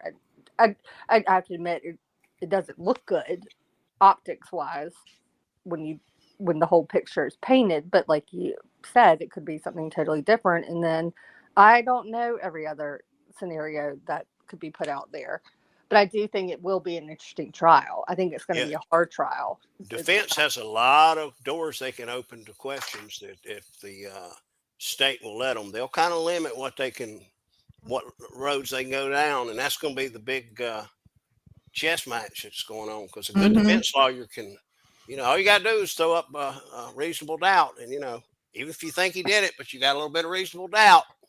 And that's their job. I mean, And That's what makes the trial so interesting to me is it, I go back to baseball, and I'm a huge baseball fan. I love college football. I love baseball, but the game of baseball is far deeper than just a couple of guys on the field throwing a ball around. It's the managers trying to figure out the who numbers. who is going to bat better against this pitcher, and how far how fast can this pitcher go, and what's his best. It's the history and the chessboard that goes around manipulating the players, and that's how I see a trial as well. It's what's the best. You're going to have this guy ask this guy questions, but then you're going to pull this lawyer and have him this other guy ask. It's just very fascinating to me, the It is. psychology that goes into it. That's what I love. When they show the pictures of the crime scene, which we have not seen, let's just say in my mind they got to be a bloody hell mess, I would think. But I don't know, and none of us do. Maybe it was more pristine than we think. But if it is that, and stuff slung here, there, and everywhere, and he got out and it got in his car, and we can't find anything in his apartment, in his car, other than that one touch DNA, which is enough right now in my mind. But again, when all this gets played out and I see that, then I'm going to start saying, whoa, wait a second here now. You start creating questions, and the defense are experts at doing that. That's what they get paid. He's got a great defense attorney. They can say all they want to about Ann Taylor. I think that's her name, but she's doing her job. Everybody hates her. No, she's supposed to create hell and have them jump through hoops and trickery. Well, all she's got to give him the best defense she can, and that's what she's doing.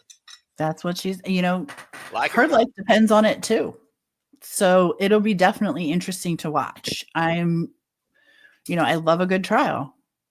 There's been a lot of document drops by the court in the last week or so. They're just they're going through all these motions about what can happen and what can't happen, and that's going to be the whole chess match. It's really being played out right now between now and August because they're going to block them from certain questioning, certain theories on on case law, and that's going to be the whole chess match played out. I agree. Eddie, may I ask one quick question before we sign off? I'm just curious. In terms of, I know that you've been participating, or about the Sebastian Rogers case. Do you have any thoughts on that differ from panels that you may have been on, or? I have an opinion, and it's not liked amongst other people. Okay. What is your opinion? I don't think he's here. I don't think so either.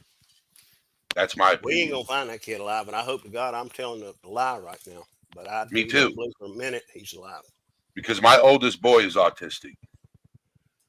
Mm. So this case, I had to leave it. Yeah. I'm currently, watching the Matty Soto case play out. Oh God, that's a tough That's one. awful. I can't. Oh. I have a hard time alone. I am waiting for trial because I live in Florida, Okay. and I probably will be going. Aussie True Crime, my friend. She's a doll. I love her. She's an absolute doll. The message she left me was amazing. She's one of my mods. Aussie is? Oh, I love her. Yep. Aussie's one of my mods. Aussie, Aussie, Aussie. Oi, oi, oi. She has been here since day one for us.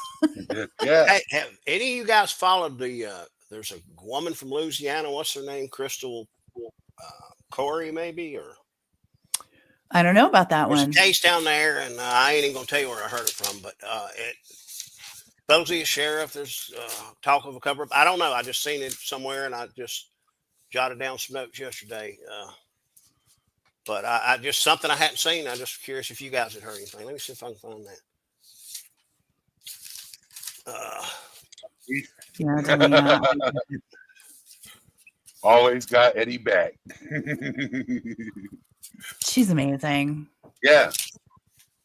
What I do is if I have content creators that come into my chat quite often, what I do is I mod them and I have them share their channel, promote themselves while I'm live. That's what we do. And also, no, what I'm doing is I mod yes, I do. Delana, is it Delana? Delina, I remember you. She's amazing. I do remember. Yeah, Yes, I do. Crystal McCrory from West Carroll Parish Sheriff's Department in Louisiana. Oak Grove, Louisiana. I don't know the whole story.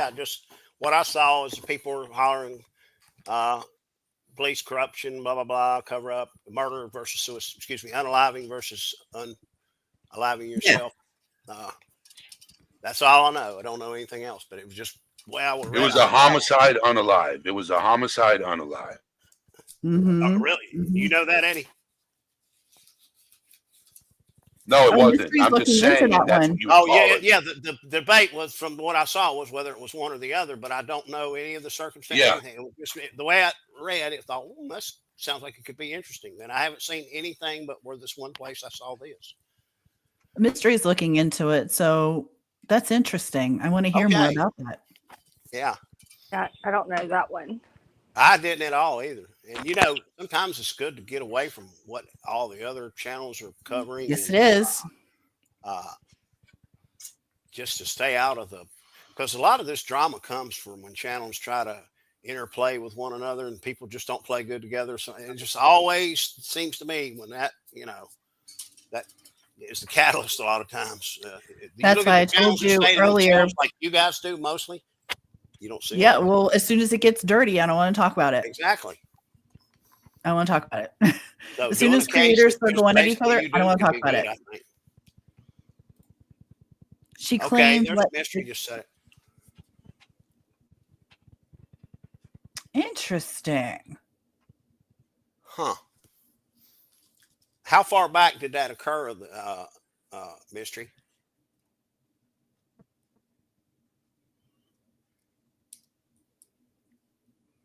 Have you been paying it while Mystery's looking at that?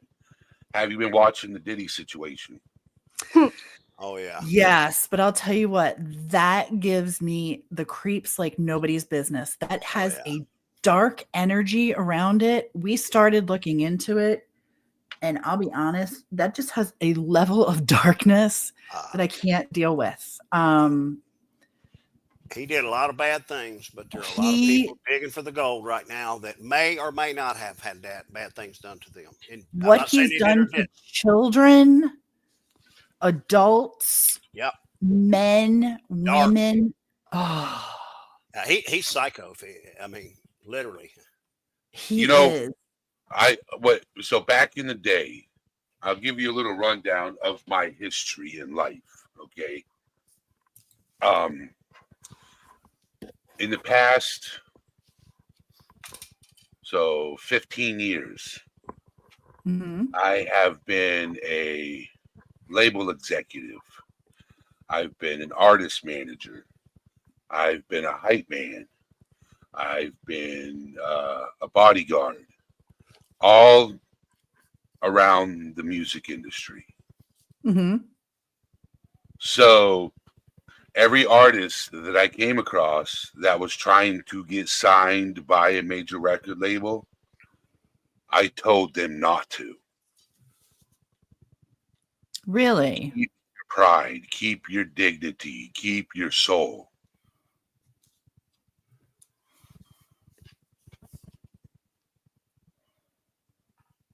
So that's what I told them.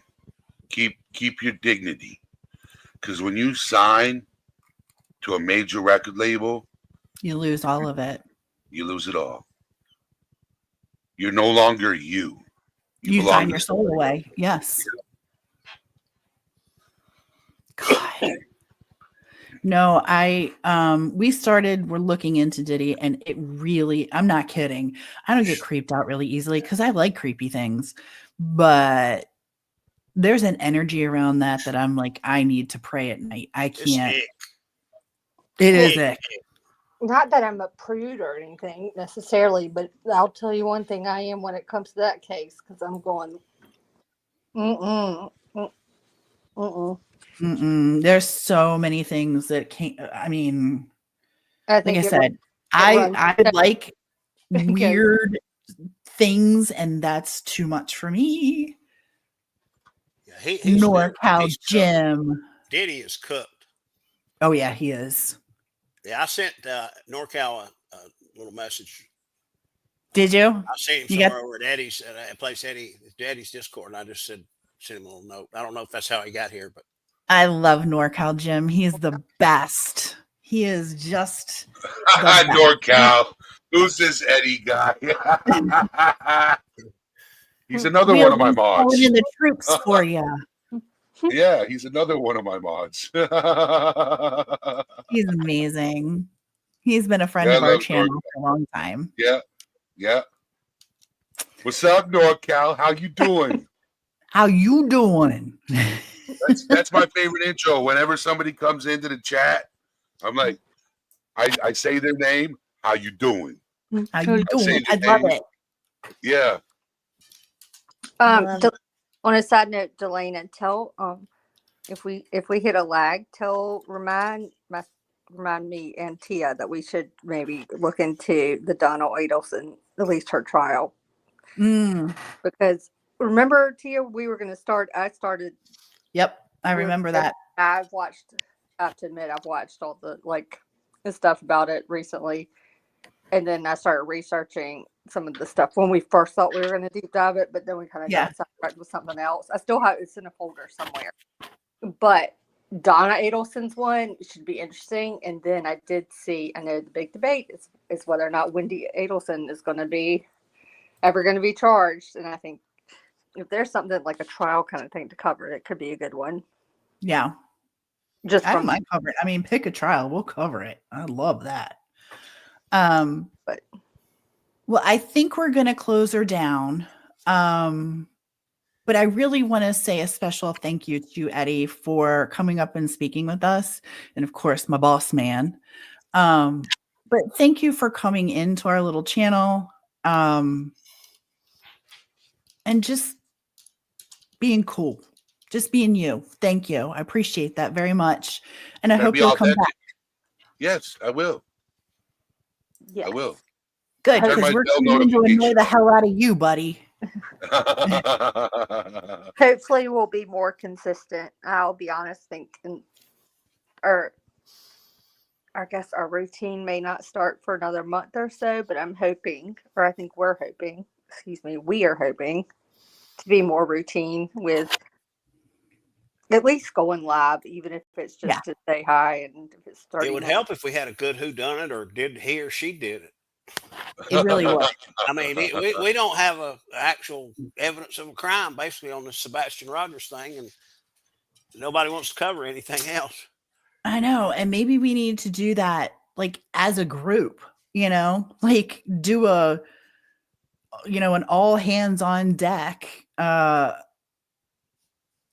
Talk about case where we all just chit chat and do the research and talk about it. anything but. Yeah. Yeah. Oh, this is my Delina right here. When she writes this, it makes my heart melt. And then this one. Oh, Mystery, thank you for being here. And thank you guys for stopping in. I really, really appreciate it. Like I said, it's been an honor it's always an honor to have my boss man here. But Eddie, it really has been an honor to get to know you a little bit tonight. I appreciate you coming in. And if there's anything that you need that we can help with, please let us know. I appreciate it. I'm going to jump off here so you girls can give everybody their goodbye. All right, sir. There is I'll be one listening. thing. All right, Wilby. Love you, man. There is one thing.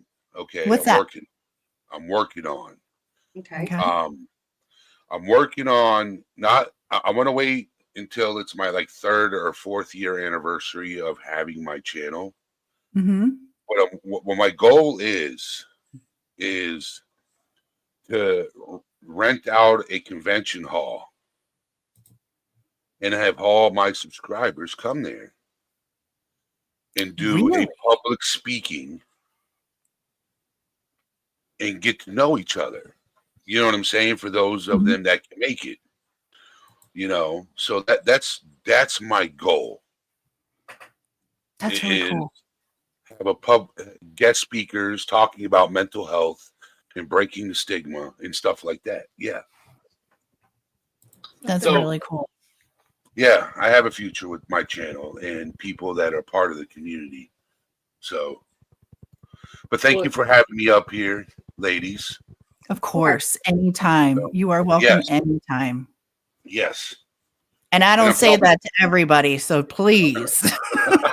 And we do hope things kind of like work out and calm down and get, I do. In time. It may not happen overnight, but I do hope just for you and I guess for her sake too. Good Lord, take something off her back. So, being toppled by everyone and everything. But I do mean that, like, hopefully it'll, in time, we'll just become more civilized. We want good things for both of you. We truly do. Well, thank you for having me up, ladies. LFT, Tia Dash, and chat. Thank you for coming. Having me around. Of course. We are honored to have you. Thank you. You're welcome. And I feel loved. I'm glad that you do. Oh, there's Low 12. One of my people. Nice. All right. I'm dropping down now. All right. Thanks, Eddie. Well, this has been a good night. This has been a good night. I'll be honest, I was a lot nervous. But we ended with Eddie and Wheel B. How cool is that? Oh, I think it's so cool. But I'm also then that part of me is going, reality, get ready for a comment or two and bring it. I got nothing to say. Yeah, no, I'm not worried. I don't have any bear that does not need to. Oh, thank you. Thank you very much. So nice. I don't mean that. I meant that. Sorry, that may not have come across right. It's after 1 in the morning. So I really did mean that in like a fun loving way, but also just. No, I know. I just, I was very nervous about tonight and it went really well. And I'm really grateful. And I'm grateful to everyone that came in, popped in and hit the like button and just said hi to us. I Mystery for sticking around, Delina, always, Wheel. Just thank you guys for being here. It really, I don't say it lightly. It really does mean the world to me. I love you, Delina. Oh, yeah, I think you have too. Mystery, I want to say it was Henrietta, but I might be wrong. For what? I don't have the chat open. When she came in here, you're never nervous. I missed you, Delina. Aussie, thank you so much for being here tonight with us, or today. It's probably tomorrow for you. Anyway, if you would do me an honor and go to your favorite creator and give them a thumbs up, no matter who that creator is, whether we like them or not, if you like them, go like a bunch of their videos, leave a nice comment. Oh, Delana. I know, she's the best. And let's just try and be kind to each other. I'm going to work on it. I can't make any promises, but I'm going to try. So it ain't gonna happen overnight. But I appreciate everyone being here. Thank you for celebrating with us. Thank you for honoring us. Forgot we were celebrating 3-year thing. Is it 3 years or 4 years? 4 years. No, you were wrong. I swear our title says the 3rd year, like our anniversary. I thought it. What? 4 years. My creator is my mom. I'm very kind to her. Get to digging. Okay, boss lady, we're on it. All right, you guys, have a great night, and we will get Pepper. Pepper. Actually, I haven't seen Pepper in a hot minute. I genuinely know that. Pepper. Crystal Rogers. Why do I know that? Is that the blonde? It may be. I think. It may be. I think I know which case. Okay, I got it. All right, we're doing a very long goodbye here. Goodbye, you guys. Have a great night. We'll talk to you soon. Bye. Bye.